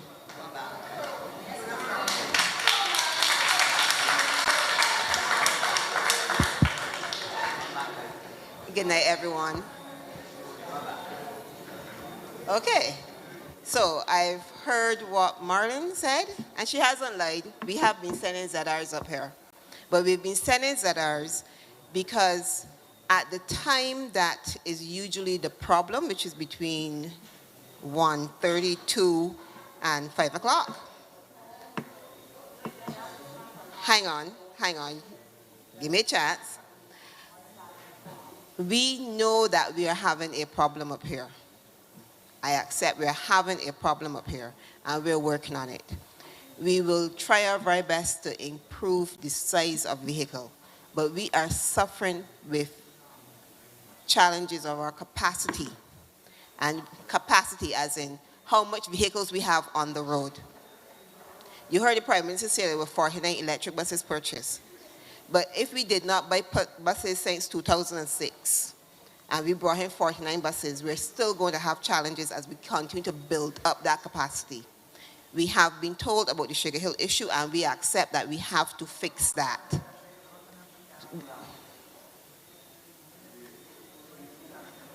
So having said that, I will give you a commitment that we will make sure you'll have a bigger bus on Sugar Hill.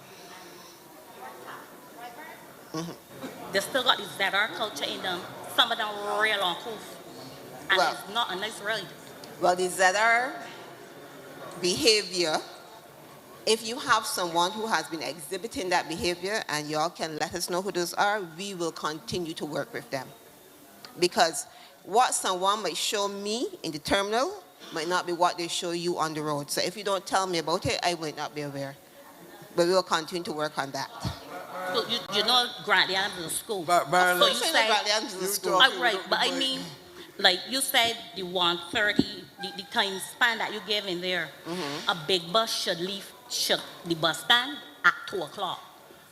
So, to come and pick up these children, don't make the go school bus. Because they have a little girl living in front of me, and she does go squat Huntsbury. And some nights, many nights, by 7 o'clock, she no getting home. All right, because so you're saying two different things. Passing, she Okay, so you're saying two different things. You're talking about students who are coming from Bridgetown and need to get home. Because we send buses to every secondary school to be here when school finishes. So you accept that, that's correct? That's the given. Good. So then you're now talking about other students who are in the Bridgetown area that have to get up here. No. So you got The problem Huntsbury? is, no, let me say this. The problem is, and persons don't understand, our schools are the priority. So if I send everything around 2 o'clock out to schools to bring in students, the ones who are in Bridgetown will be in Bridgetown waiting to go out. Now that you have highlighted that that is also one of the follow issues that we're having, as I said, we will look at a bigger bus and work with it. If, however, I cannot supply a bigger bus, we have already instructed our people that we will send more than one ZR, because this has been, you have to get more than one to get the capacity. But it don't happen. But that's what I'm saying, we are committing to doing this. You told me it didn't happen, so I'm fixing that. Okay. All right? So you feel in mind that when the ZR leaves the bus terminal, you know, if you're at the bus stop by hospital. All right, ladies, you two over there in a private conversation now. And I know that it's all good, but the camera could probably put it into production, but the rest of us need to know. But I thank you. I hope, Ms. Holder, that you stand to your word, because I am, you know that gravel never get put from your bus terminal by chance. We just gonna pray we be getting there. But thank you. Why thank you. Thank you very much. Okay. I think we've had a good night. One last person? Okay, one last person. And is Michael still at the bar? Is he gone? No problem. William, arrange a meeting with him for me, please. Good night, Madam Prime Minister, AG, and Deputy Prime Minister, ladies and gentlemen. My name is Susan Worrell Adamson, live at Phillips Road, Cleavers Hill, St. Joseph. My question here tonight is roads. And in terms of, okay, let me get a little short something. I work at NTW from 2001, moved in 2019. During the course of 2001 to 2007, I had realized that the roads in St. Joseph's, a lot of small contractors were involved and things were getting done because everybody was getting through, everything was going on. And from 2001 to when? I think 2019. Right, but you said that you noticed that from 2001 to 2007, you had small contractors. They had a lot of small contractors incorporating and getting the works done, and things were basically getting done. I used to work in the council, and I could see the flow of what was going on and what's not, and things were getting done because we had these small contractors that had their boy incorporating, and work was getting done, things was going on. I realized that all of a sudden, St. Joseph had a standstill. I ain't know what's going on. They see Chinese here, and to me, they ain't getting away, because to me, they're going. I ain't know nothing about roads. But traversing, I know what's around about here. So my question is, what are we doing to incorporate the small contractors? No, because they have some new ones, because not calling names, but like Alpha and when you say calling the names, you call them. But yeah, but you would know, not, but. All right, listen, I hear you. Look, let me help you. Let me help you. Only today, the Deputy Prime Minister brought something for concern for us to ensure that we can fill the gap with smaller contractors. So it's like if you were a fly on the wall in cabinet. You understand? We need it. Well, let me finish. Because of where we are, the AG has to do some work. Where you going? The AG has to do some work on amending a clause to allow us to ensure that we can distribute and to give smaller contractors a chance in this country to be able to help carry some of the heavy lifting. Okay? By the same token, we need to make sure that where smaller contractors are working either on roads or houses, that they reach a certain standard too, because we don't want people, especially private people, government can even take a chance when we get hit. But when you got a little old lady or a young lady with 2, 3 children, hire somebody, they need to know that when they hire you to do X, that you can do X and deliver X. And therefore, it takes 2 hands to work together. The government is going to amend, and I'm going to let Santia talk in a minute, because she has brought the paper and made the case for us to be able to allow smaller people to do roads up to a certain 2 kilometers, but she will tell you. And then separate from that, the government has started to buy equipment to allow us to do what we call the tenantry roads as well. So between the 3 approaches, the larger contractors, the smaller contractors, and then the depots doing the tenantry roads, you're going to be able to get that. So just hold tight and let her explain. Well, thank you, PM. Just to add to that, again, totally perfectly right in terms of the observation. We have been seeing 2 main contractors really doing a lot of the work in the country. And the truth is our works program is so large right now that there's no way that they're going to be able to continue to meet the demands that we have, and certainly the demands of the public. And that was the reason which was motivating us being able to look at how can we legitimately open it up more for the smaller contractors to be a part of the playing field in a sense. Obviously, some of them do not have the large, heavy equipment in terms of doing the milling and paving, but in many cases, they can do what we call the small roads. They can do roads that are under 2 kilometers. And so that was the genesis of the paper in terms of trying to see how we can carve out a policy within the realm of the law to be able to ensure that we can pretty much allow them to tender and award the contracts for the works program. The depots have been doing some work in relation to, as you know, the patching. They've been doing some of the rehabilitation. But when I look at the program for last year in particular, they were not able to execute the works program that we had said in the previous financial year as effectively as I think we ought to have done. And that is what is motivating us doing different tiers of works within the financial year to allow more players to be involved, whereby the ministry will then be able to supervise a lot of what is being done. We have to set the standards in MTW, because if we don't set the standards, then as PM says, everybody can do as they like. So our first thing is to make sure that we have the standards, but also have that leveling of the playing field, that other persons can enter the market to be able to help us to carry out the program. The last thing I would say is that we have the Complant project, which is $230 million. And obviously you said you're not seeing what is happening in terms of the Chinese. But again, I think, and I'm going to keep saying it at every meeting that we have and every opportunity, it does not happen overnight. From the time Prime Minister signed the loan, it was about a year ago. That was just the starting point when the announcement was made. But since then, we have been meeting Senior Minister William Duguid, myself, Dr. Springer, along with the Complant team, along with the officers within the MTW, to be able to look at how do we do all of the testing that is required, how do we, again, do all of the site visits to make sure that we are not encroaching on anybody's land when we actually go to do the construction of the roads. We have to make sure that we combine the works with MTW with this water authority, because in some pipes have to be dug up because we're not putting down the roads for the public to complain that the Barbados Water Authority is peeping around the corner to go and dig up a road. So we have to make sure that we are planning the roads properly. I can say to you that the Chinese are getting ready to be able to do their campsite. Again, those were things that we had to work out. We had to make sure that the equipment that they need to be able to operate what wasn't on island, that they were able to bring it in. We had to make sure that they were able to work with some of the local plants in order to be able to get the stone and obviously to access the asphalt to be able to do the roads.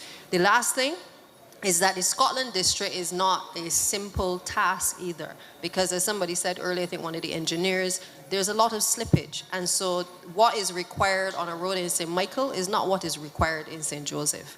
And those are the things that we are taking our time to try to just wrap our minds around in terms of the process.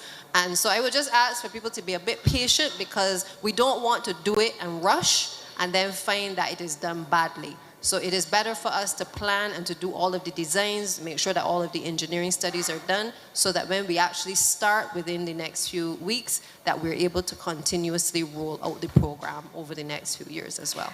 Yes, I thank you, and I do understand, but there are other roads different than the Chinese that are in the Scotland district that I believe, but it's knowledge and sight, and as I told past knowledge, that I think that the other small contractors can be incorporated into, not necessarily the compliant work. And for me, this Gabion thing, I know about Gabions very well, because I've worked in the ministry where I see we had good Gabion workers, and in 2013 they went through the door. And I didn't think for 1 minute that they should have gone through the door in 2013, because you saying who skilled people. Ma'am, you talking about 2013, but we have, no, hold on, we engaged persons to do Gabion building at MTW, and the again, it's the same St. Joseph as well. And I will tell you, want to make this, those individuals have been trained, they have been retrained. There are persons who were ash workers who are on the Gabion building program as we speak, being recruited so that they can also now participate in the compliant project. So the Chinese will have persons to come to help to do Gabion building, but Beijing's getting a piece of the work as well. Okay? So it hasn't stopped. 2013 is past, but we are not an administration that settles for just allowing others to come in and do the work. We have been trying to equip our people to be able to get the skill set, able to support the Chinese are going to be doing in Barbados, because it is a lot of work to be done. Right. Okay, very well. I'm here to stay, so I don't want that when the Chinese left, St. Joseph fall in a hole.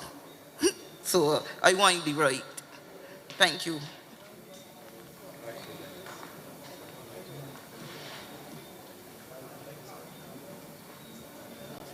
I think what the Deputy Prime Minister was telling you was that what we have negotiated for this project is not the same thing that was negotiated by the last government for Sam Lord's Castle.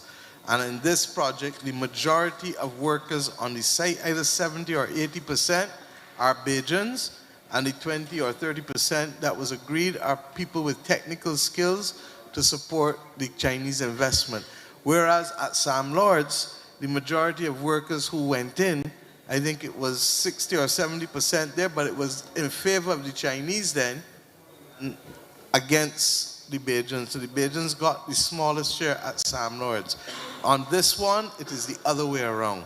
And I can go back to 1994-95 under Owen Arthur, because when it came to also the last government, the Dems once again then had a situation with the Chinese workers where they had the majority of Chinese come in. When Owen was Prime Minister, when it came to building Cheapside Market, it was the other way around again, where the majority of workers were Bajans and the Chinese were allowed to bring in the technical and engineering. It's a case of how you negotiate. But if people are spending money, you're going to want, and they're going to want to have some of their skills and some of the people who they trust in order to help manage the contract. We were about to finish, ma'am, so you really have to be the very, very last, because I'm conscious that we also have public servants out too. Okay? Go ahead. Good night. Good night, everyone. My name is LaSanta Davis. I just have one quick question. I have a serious concern towards how the welfare system has been managing and handling customers, especially towards elderly people. I have an elderly person in my family that is very ill, and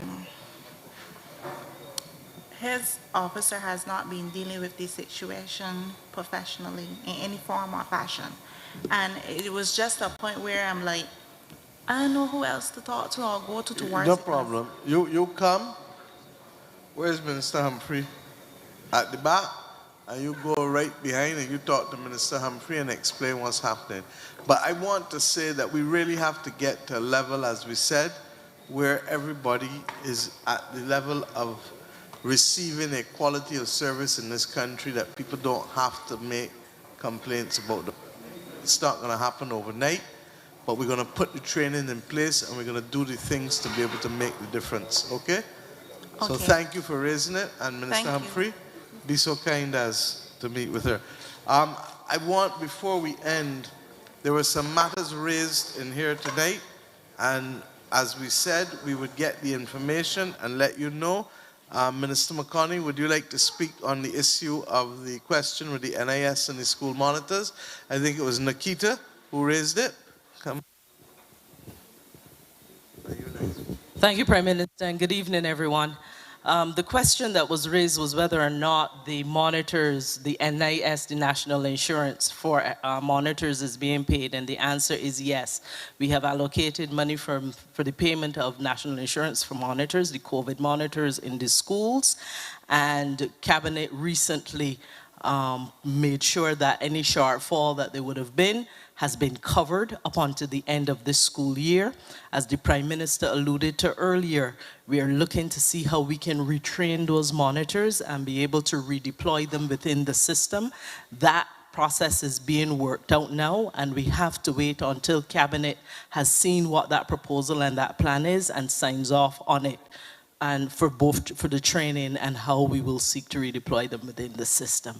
So I hope that gives some comfort to those monitors, yes, on NIS, and if there's any particular person who has some concern about their own peculiar situation, their unique situation, please give your names to me, and we will be able to investigate your particular situation. I was just outside meeting with a couple of those very same monitors, so if there are any others, please by all means find me and I will be able to assist. Thank you, Prime Minister. Thank you for getting the information so late at night and for working to do it with dispatch. Similarly, Senior Minister Duguid, you wanted to update the meeting. I think that it was, who was it earlier? Mr. Lewis? Is Mr. Lewis still here? Okay, Mr. Lewis, just hold tight. So under the current Act, matters that require environmental impact assessment would be major transportation infrastructure, fossil fuel electricity generation, crude oil storage, waste incinerator, sewage and wastewater treatment, industrial plants, industrial estates, mining operations,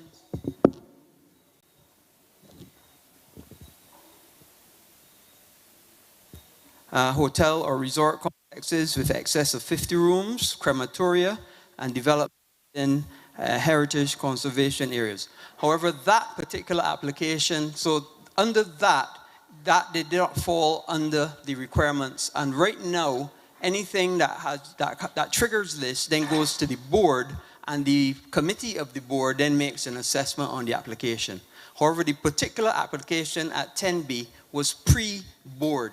And at that time, the chief planner made an assessment as to whether he thought that the application would require environmental impact assessment. And in his deliberations, it did not. So he did no environmental impact assessment was required, yes. Yeah, and also there wasn't a hotel actually there before, and the development didn't require, under his assessment, didn't require that assessment at that time. I'm told it was what, Edgewater Hotel, Mr. Lewis? That was there before? It was Edgewater Hotel and there was a Tenby. Right, This but project now extends into our national forest. No. So what's happening now is on. something far different to what Edgewater Hold would have on. subscribed to before. And in the judgment of the chief town planner, as he was at the time, he didn't require a further thing because you had, what you said, the development there that was already existing. Now, I want the AG to also update us, because I don't think we can leave St. Joseph, and he's going to have the last word, Mr. Lewis. So he's going to update us on the arrangements that have taken place with respect to this matter that obviously has caused great concern. Well, I'm wrapping up.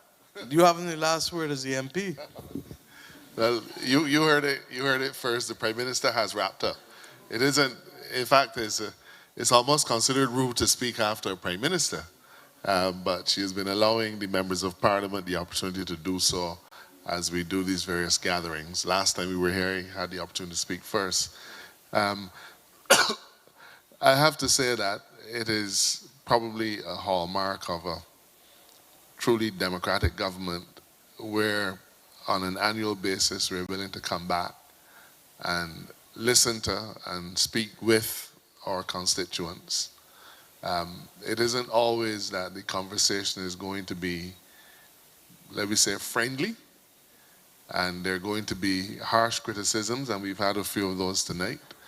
But I believe it takes a fair amount of maturity to be willing to stand even in a situation where you've not been able to do everything that we would have liked to have done, and still be willing to give account of ourselves. The Prime Minister reminds us all the time that while a constituency elected us, we are involved in running the entire country. And therefore, while I would certainly like to have had all of our roads done this year and move on to many other projects, I have to accept the reality that all of Barbados is crying out for roads. I fight very hard for St. Joseph. Santia could tell you how often I call. Sometimes I cuss. Occasionally I cry. As you can tell, to very little avail, however. But I'm satisfied that based on the program that we have, based on the funds that are available, we are going to get things done. There are always going to be issues that we have no control over. I was so disappointed when the minister told me, problem is we got the Gabions, but we have no rocks. We have no rocks to put in the Gabion baskets. But there are some harsh realities that we have to face. We don't have any rocks to put in the Gabion baskets, but that means that there are other projects across Barbados that are suffering similarly. So I ask that you exercise some patience with us as we get through this exercise. There's still a lot more, I believe, that is owed Prime Minister by the country of Barbados to St. Joseph, but I'm satisfied that this government's heart is in the right place and that we're trying to deliver those things. Before I close, I just want to say a few words on the matter of the Tenby development. Oh, well, there you go. This school hall, and in fact, I believe I can say that an additional $1.9 million has been allocated to Grantley Adams for beautification, is it? For physical work. Physical work in the coming, an additional, so in addition to all the other money that they're getting, the Prime Minister was able to find an additional $1.9 million to spend on this school. So I think we're covering off all the bases. It would be wrong of me, Mr. Lewis, and your particular group, if I didn't mention a few words about what's happening in Joes River. But let me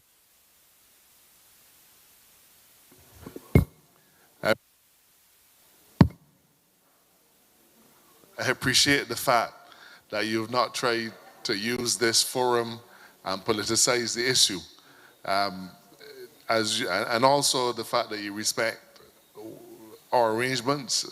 You and I and your team are going to be meeting in another couple of days to discuss the matter further.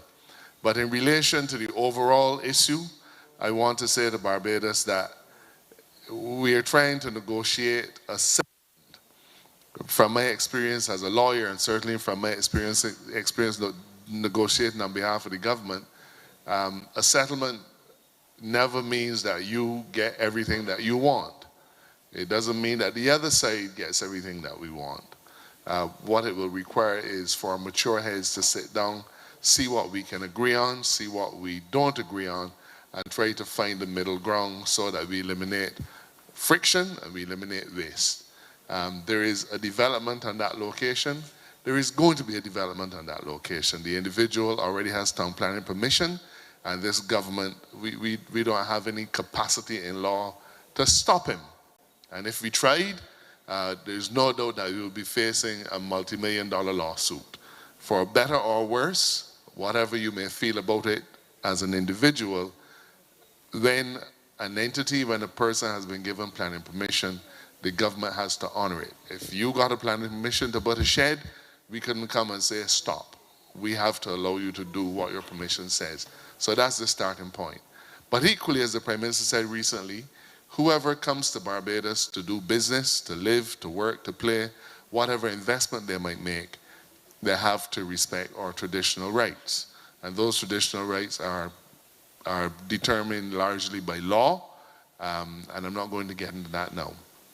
In the beginning, I stayed out of the matter because in the same way that you raised the issue of the town planner, it was obvious to us that issues in relation to the town planner's role in this project might have arisen, and it would have been imprudent for me to come out with any particular position knowing that I'm the Attorney General and that I might have to defend the government's interest in the matter. That would have been ill-advised and it would have been wrong. However, the Prime Minister has given me permission to recuse myself from the matter as Attorney General, and in that regard, Minister Abrams, who frequently acts for me when I'm unavailable, he's going to protect the government's interests, and she's given me her permission to get involved in the issue, not really to take a side, but of course you know which side I'm on, but more to use my good offices to try to broker and get on. We got it now? That tells me I need to shut up. We're making some progress. We still have some ways to go, but I'm meeting with our side over the course of the weekend, and we'll be engaging with the other side, and hopefully we'll bring this 10B issue to resolution without too much more bluster, without too much more argument and so on, and as I said, come to a settlement with a minimum of friction and a minimum of waste. Let me thank you all for coming tonight. I know that we have to thank all the public servants who made it, those who came from outside St. Joseph, and those who are from within St. Joseph who made your presence felt. I felt that the questions were incisive. You obviously came prepared, and the answers, I hope, met your expectations. We are committed to governing, and we're committed to governing well. And as long as we're committed to governing well, accountability has to be the first bus stop. And we are honoring that commitment to you. Let me thank you again for coming. Good night, and travel home safely. And so as not to disappoint him, I'll have the last say, get home safely. Get home safely. Thank you.